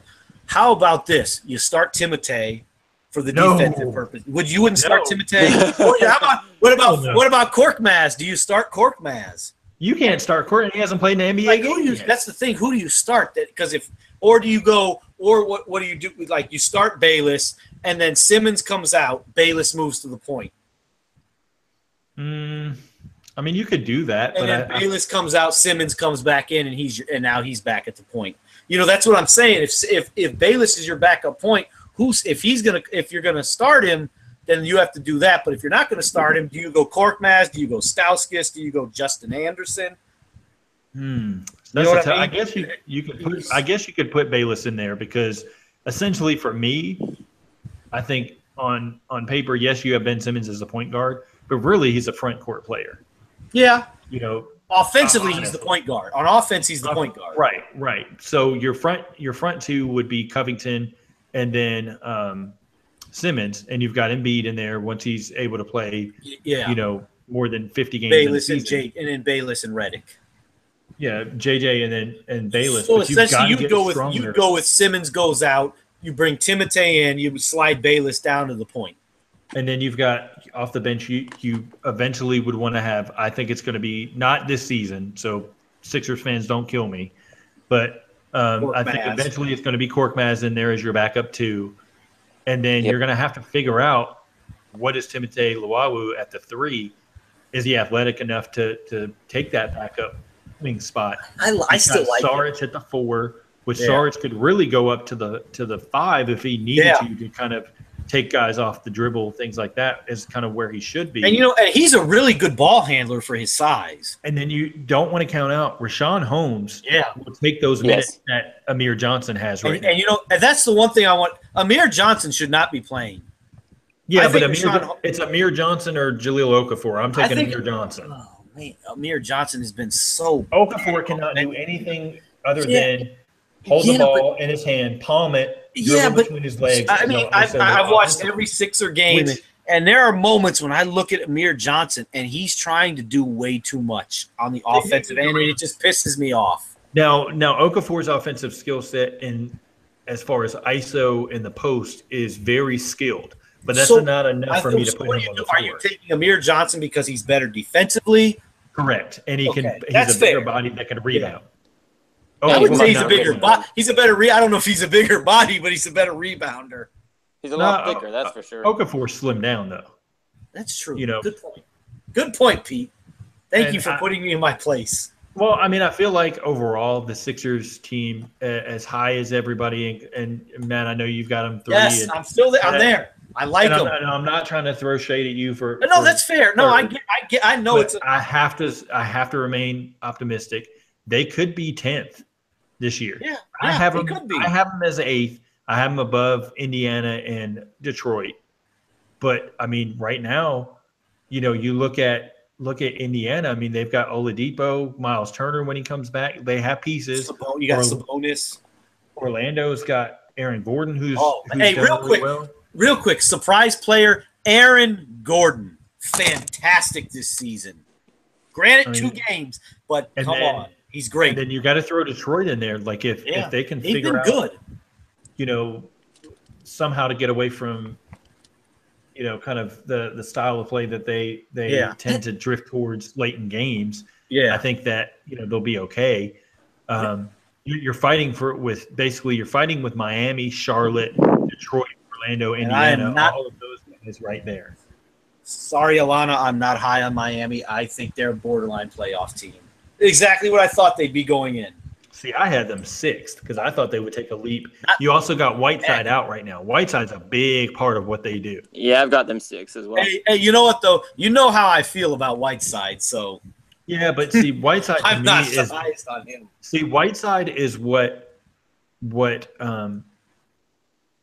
game changer as far as defensively rebounding the ball. That if Karl-Anthony Towns can take his offensive game and come anywhere close to what Hassan Whiteside is defensively, I mean, he would be phenomenal. And the thing is Whiteside's work ethic in the past is trash, whereas Karl-Anthony Towns is constantly working on his game. Now, whether he's working defensively, I don't know. But here's the thing with Whiteside. You know what? It's his attitude, man. It sucks. I think he's an idiot. You're going off the past, though. I am going off the past. I don't know what his attitude is like. But he had his problems last year. Even I mean, the guy's getting up there. But Pat Riley is not going to put up. You already know Pat Riley would have sat his ass. And that's why. Or treated him. Like there's no way he would have sat last. He would have sat last year. It's not the Sacramento days of Hassan Whiteside because there's no way. Pat but here's the thing, though. My story I told you was before he even got drafted. It had nothing to do with Sacramento. You could say the same thing about Ben Simmons. I mean, he was arrogant and didn't even want to go do anything to do with LSU except be there on paper. So, I mean, you could say that. You know what it was? You know what that sounds to me, though? Ben Simmons knew he was going to the NBA. Nobody knew who Hassan. Yeah, but nobody knew who Hassan Whiteside was going into his freshman year. True, but he also, wasn't recruited heavily. That's what I'm saying. It's kind of different. But I see where you're going with this, and it's all fair. We got to go. Real quick, going back to Philly. So you put Charlotte in a question mark. Whether they're going to be there. You got Detroit, you got Indiana, Orlando, and Miami. Those are the teams that you're competing with. Yeah. If Philadelphia can close games effectively, I think that's going to be against teams that are marginal teams right now. That's going to be key to them in the second half of the season as they build locker room rapport things like that. Now, if you start getting things like Marco Fultz is on a different page story-wise than the Sixers, like what we're seeing right management, now. Right, and then you got Embiid bitching about post touches and things like that, then, this team is not effectively going to be, a playoff team. Now, if they can somehow have cohesion and learn on the fly, then I think they'll be okay. Because they should have closed out they should have 2 more wins than what they have. Yeah, they should be currently. They should be 3-2 right now, minimum. Right. They could easily be 4-1. Toronto is the only game they were blown out from the start. They should be 3-2 realistically. They have to learn to close games, but that's going to come. That's going to come once Embiid slows down. He finally loses weight. They're going to have to play him more minutes. I mean, there's no way you could. He's already, but in fairness, he's playing more minutes than he was supposed to. Yeah, but they're going to have to play him back to backs and play him more. They have to. I think he can. They're being stupid. Play him. I mean, if he's going to get hurt, he's going to get hurt. I mean, at the end of the day, you're taking a risk, by not playing him because he can add weight, he can get bad habits. And you take a risk by he's always got a potential every time he steps on the floor to be hurt. Right. You just play him. So, it is what it is.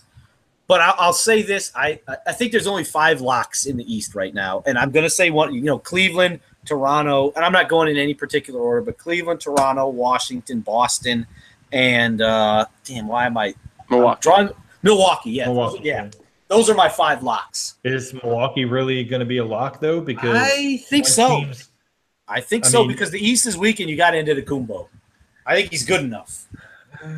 Because it's the East. If it were the West, I'd say no. But the East, yes. But actually, are we saying locks for the playoffs, or are we saying locks for the top 5? Locks for the playoffs. Okay, locks for the playoffs. And you know what? I take that back. 6, Philadelphia, because I still got them 3. The Sixers are a lock if they stay healthy.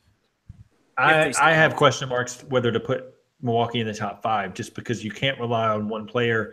Once they shut down Antetokounmpo getting to the hole and he stops, basically gets double teamed and stuff like that, that's when I want to see. They haven't done it yet, though. Nobody's done it yet in 5 years. So I think he's great.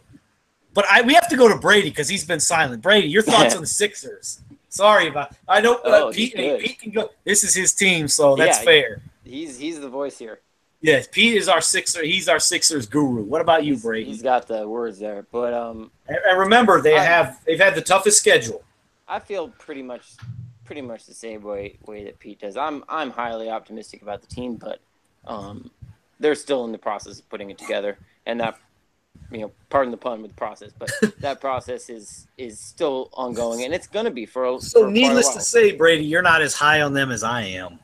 No, I'm incredibly high on them going forward, but not this season. Year. They're still a playoff team to me. I projected them to be the 8th seed. I still think they're going to be the 8th seed. They're one of the more talented teams there, but you're relying on young players, and we just have too big of a historical sample size of young players not contributing to teams winning. And you're seeing that even with Ben Simmons. He's, miles ahead of other rookies, but, you saw him in their collapse last night. He had issues. He had issues defensively. He had issues with the ball. He had issues finishing around the rim. No matter how talented you are, you have. Is it fair to say a couple of times last night, because I watched the whole game. I've watched every Philly game. I thought Simmons should have taken an opportunity to go one-on-one a little bit more. Yeah, as crazy as it sounds, we don't like ISO, but there are moments when Simmons, has the clear advantage, but he doesn't take it. He can't finish at the rim, though. He's struggling bad. He's getting spooked by that a little bit. He can get to the rim at will, but he's having a really hard time finishing. I think he's got to finish with his – because, Pete and I said he finishes really well with his right hand. He has to switch hands. I said that earlier. So you think even on the shooting, you think he should do a Tristan Thompson and go to the right hand? I mean, he's going to have to. If he can't knock down threes now, switch it and see what happens. Yeah. What's the worst that can happen? No, you don't. He'll be just as bad of a 3-point shooter. Same thing. Yep. Good point. Go ahead, Brady. So I think they're going to be better than the record is right now, but this start to the season has been pretty emblematic of the team they're going to be. They played Washington on the road down to the last wire. Yep. They played Houston down to the last wire. Yeah, And they played then Boston close. Yeah, and then they couldn't execute in the final minutes. So that was kind of, the yin and the yang of that team, is that they're one of those teams that's talented enough that, any night that they're playing Embiid, they can beat anybody. Yes. They are never going to be that team where it's a shock if they win. If they win at Golden State in Oakland, nobody's that's not going to. Yeah, that's not going to be like when the Suns beat the Warriors. They have that ability every night, and it'll happen. The Suns will beat the Warriors this year. Leave it to Brady to mention the Suns beating the Warriors. Either the Suns or the Lakers are going to beat the Warriors this year. I guarantee it. Oh yeah, it's going to happen. They lose to the Lakers at least once. Yeah. So that's where the Sixers are right now. They're incredibly talented, and they're just a young team still trying to figure it out. And not only are they a young team, but they have a lot of turnover. The stars of that team are Simmons and Embiid. They never played together, obviously. Mm-hmm. You bring in Redick, you're bringing in Amir Johnson. Even your other role players who have been there are young. Saric is still just in his second year. Yeah. Bayless played 3 games. Bayless played 3 games exactly. So they're just. And see, I think so much talent, and that's why I think there's a lot of room for optimism.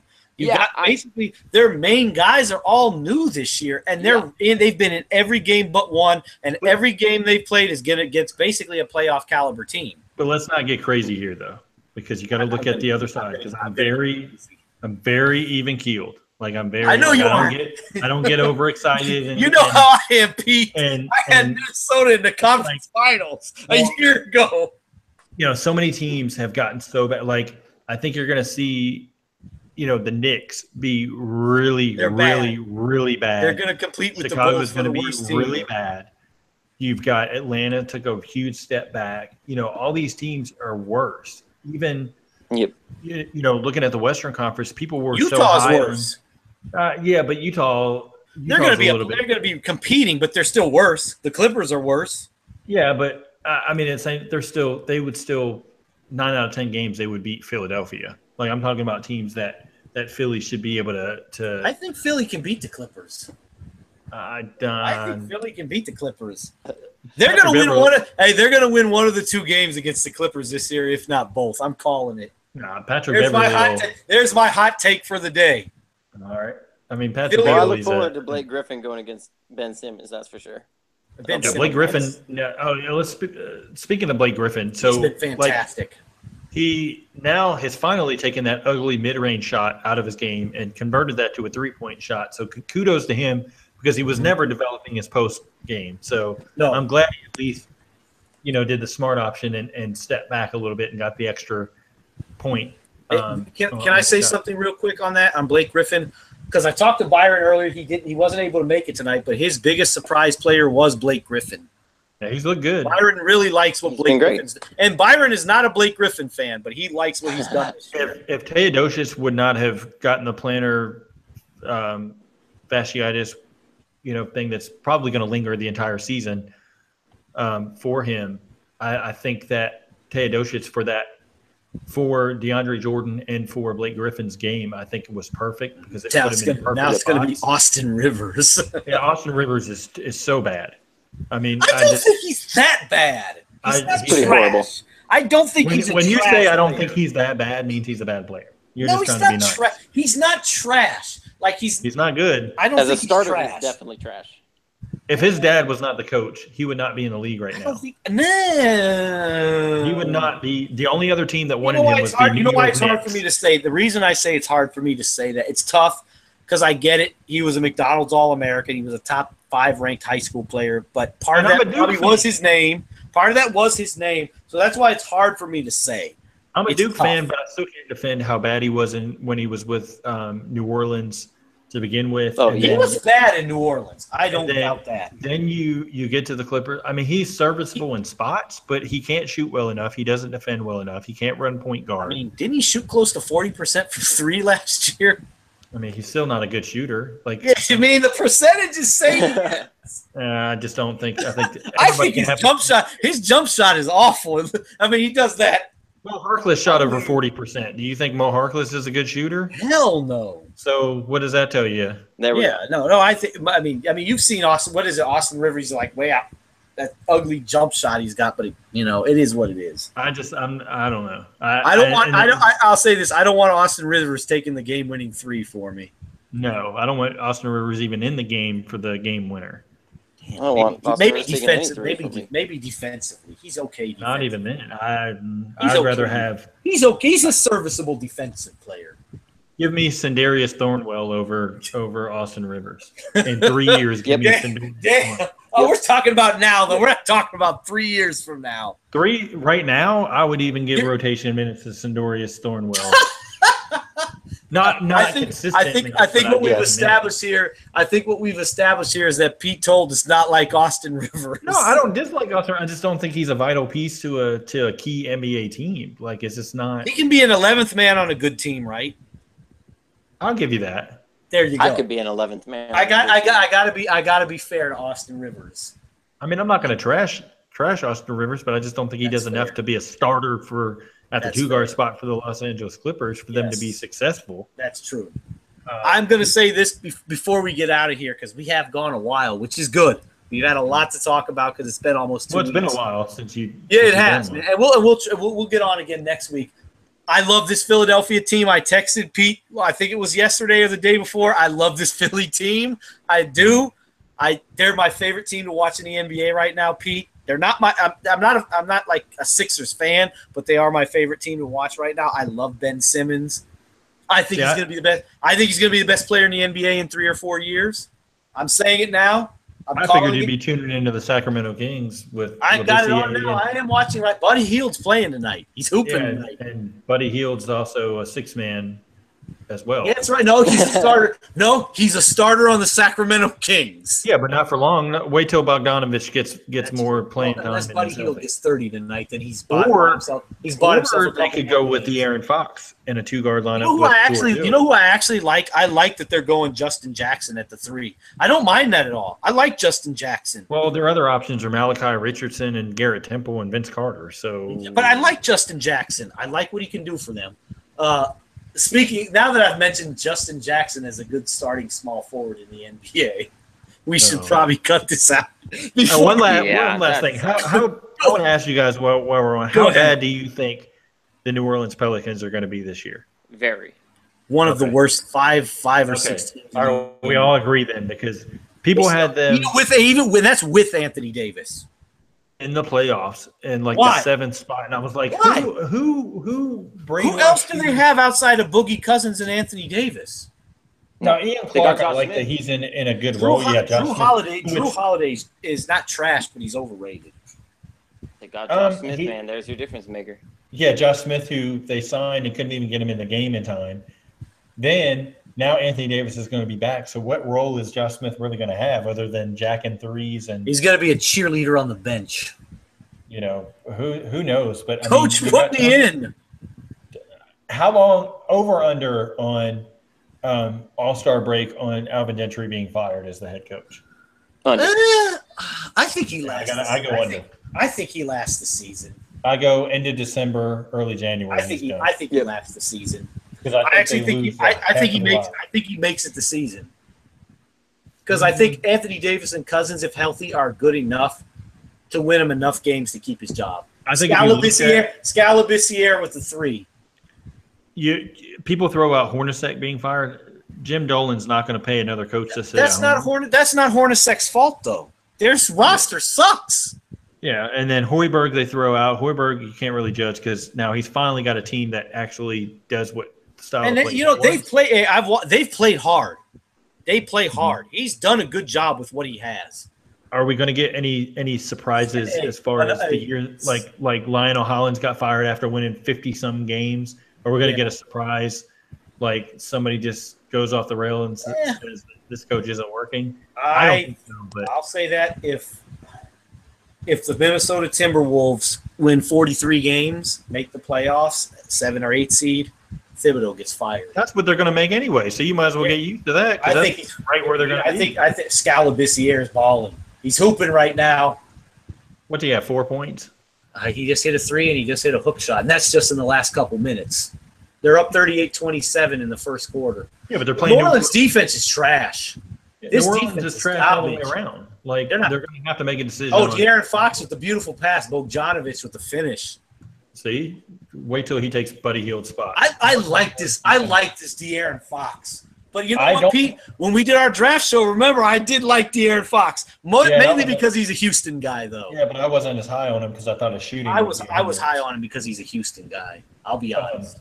But, yeah, wait. I will give it till January 15th, and Buddy Hield is not in the starting lineup. Either Fox is going to play point and they move. It'll be Fox before it's Bogdanovich. And Bogdanovich, you wait and see. He might take Justin Jackson's spot because he can play the three. I think he will, definitely. I like Justin Jackson, though. Yeah, but I don't think he's ready. Yeah. You got to think Bogdanovich has been in an elite. But I think the Kings are in a mode where they want to lose games. Bogdanovich has been elite for the last 4 years. Bogdanovich is just too good. I haven't seen a lot. I got to watch more of Bogdanovich to make. He's really good. He's good. I mean, he's the real deal. God, this has been crazy. We were going to talk about the Sixers, and it's turned into Bogdanovich. Yeah, but that's all right. We covered enough of the Sixers. I mean, it is what it is. It's potential that could turn out to be, at max, I would say a 37, 38 win team. If it goes bad, you're looking at a 31 well, you know me, I got him third, so I got him at about 47 wins now. You are insane because it's not looking good right now. It's not looking good. That's where you're going to have the Torontos. You're going to have, that. And I got him ahead of. I had him ahead of Toronto. So. That is insane. Oh, Matt. Yeah. And ironically, it was Toronto was the one team that got pounded by. I am not going to go with you anywhere and put any kind of betting odds on anything. That's fair. No, that's fair. But I bet you're with me on Golden State winning the championship, right? Everybody and their grandma says Golden State. There you go. There's nobody in their right mind has said, OKC is going to – except maybe Byron, right? And Alana. And Paul Pierce. Golden State. Yeah, but – yeah, Paul Pierce did come out and say Oklahoma City, but Paul Pierce also said John Wall is the best point guard in the NBA. Really? Yeah. So Russell Westbrook and Steph Curry aren't playing right now? They're not in the NBA anymore? Okay, Paul Pierce, stop it. Who knows? You know what, Paul Pierce? I got a message for you. As a broadcast guy in the studio, you're garbage, son. Right. You can't make comments like that and be taken seriously. Did you do? I missed it. Did you? You didn't do a season preview show, did you? For what? No, I didn't. Just for the teams or whatever. I did. That's why I had to come back tonight with this. I mean, I guess it's too late now because if we say, we got so and so in there, say, well, you didn't have, because I'm going to say that I don't think that the Nuggets are going to struggle to be in the playoffs. You think they're still going to make it, right? Yeah, but I had them before that. I believe I had them 6. Damn. I think, that's about what I had them. Would have had. You had them what, 4? What'd you have them, Brady? 4?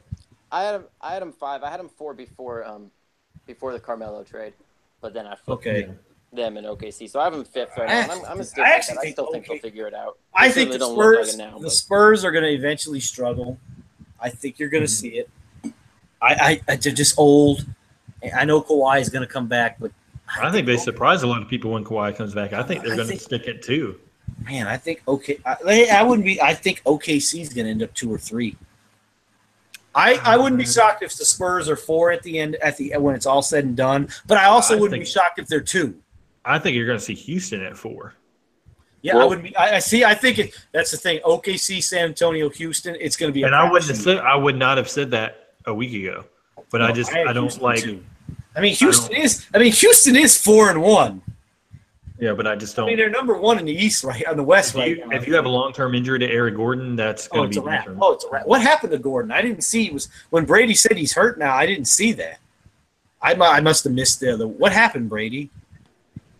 I didn't actually see the injury, but it's what's the diagnosis? Like what they say is wrong with him?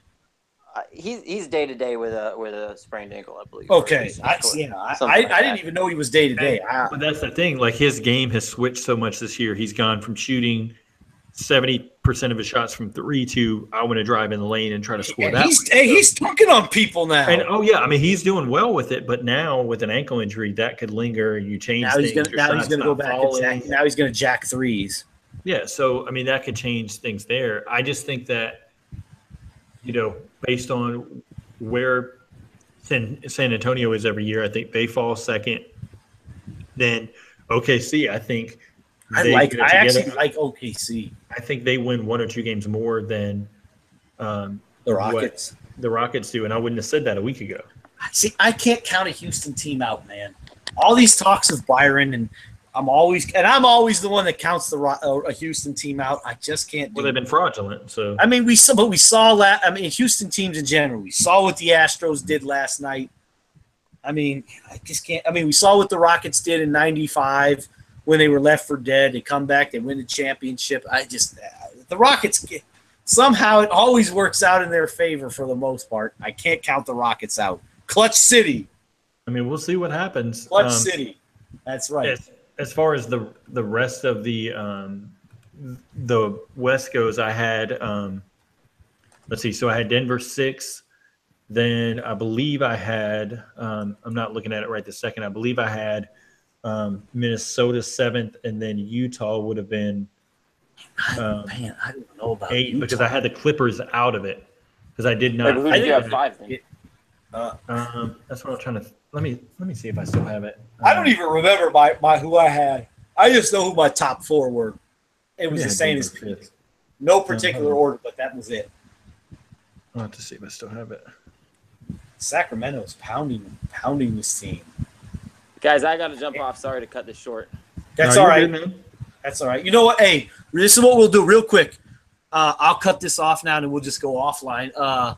Thank you, everybody, for listening. I'm going to try. I will come back next week, probably Thursday. We'll try every Thursday, and we'll talk about the week because I don't want to cut into Czar because I know Czar is doing his thing on Friday, and I don't want to interfere with what Czar is doing. So what we'll do is we'll come at least every Thursday, and we'll talk about the the week's action. But once again, thank you everybody for tuning in. I know we haven't been on in a while, so just be on the lookout. That I'll send tweets out. We'll get Pete on. We'll get Byron eventually be on again. I know everybody likes Byron with his crazy takes. You'll get Alana back and different. Yeah, Alana will be back. We'll get Brady back again. I'll get Snotty on again. We'll have a good group of people coming on. I got one of my old high school teammates. I'll get him on. We'll get Charlie back on. Although they're starting their, he's the head coach over at George Ranch out there in Richmond, Texas. So their season's starting up now. That's why I couldn't have him on tonight. Practice and stuff. But we'll get some good guests on for you. Hopefully Pete can come on most of the time. If it's once a week, we'll see. Hopefully. Yeah, but that's what we got. So we'll shoot for next Thursday. But once again, thank you everybody for tuning in, and we'll be back next Thursday.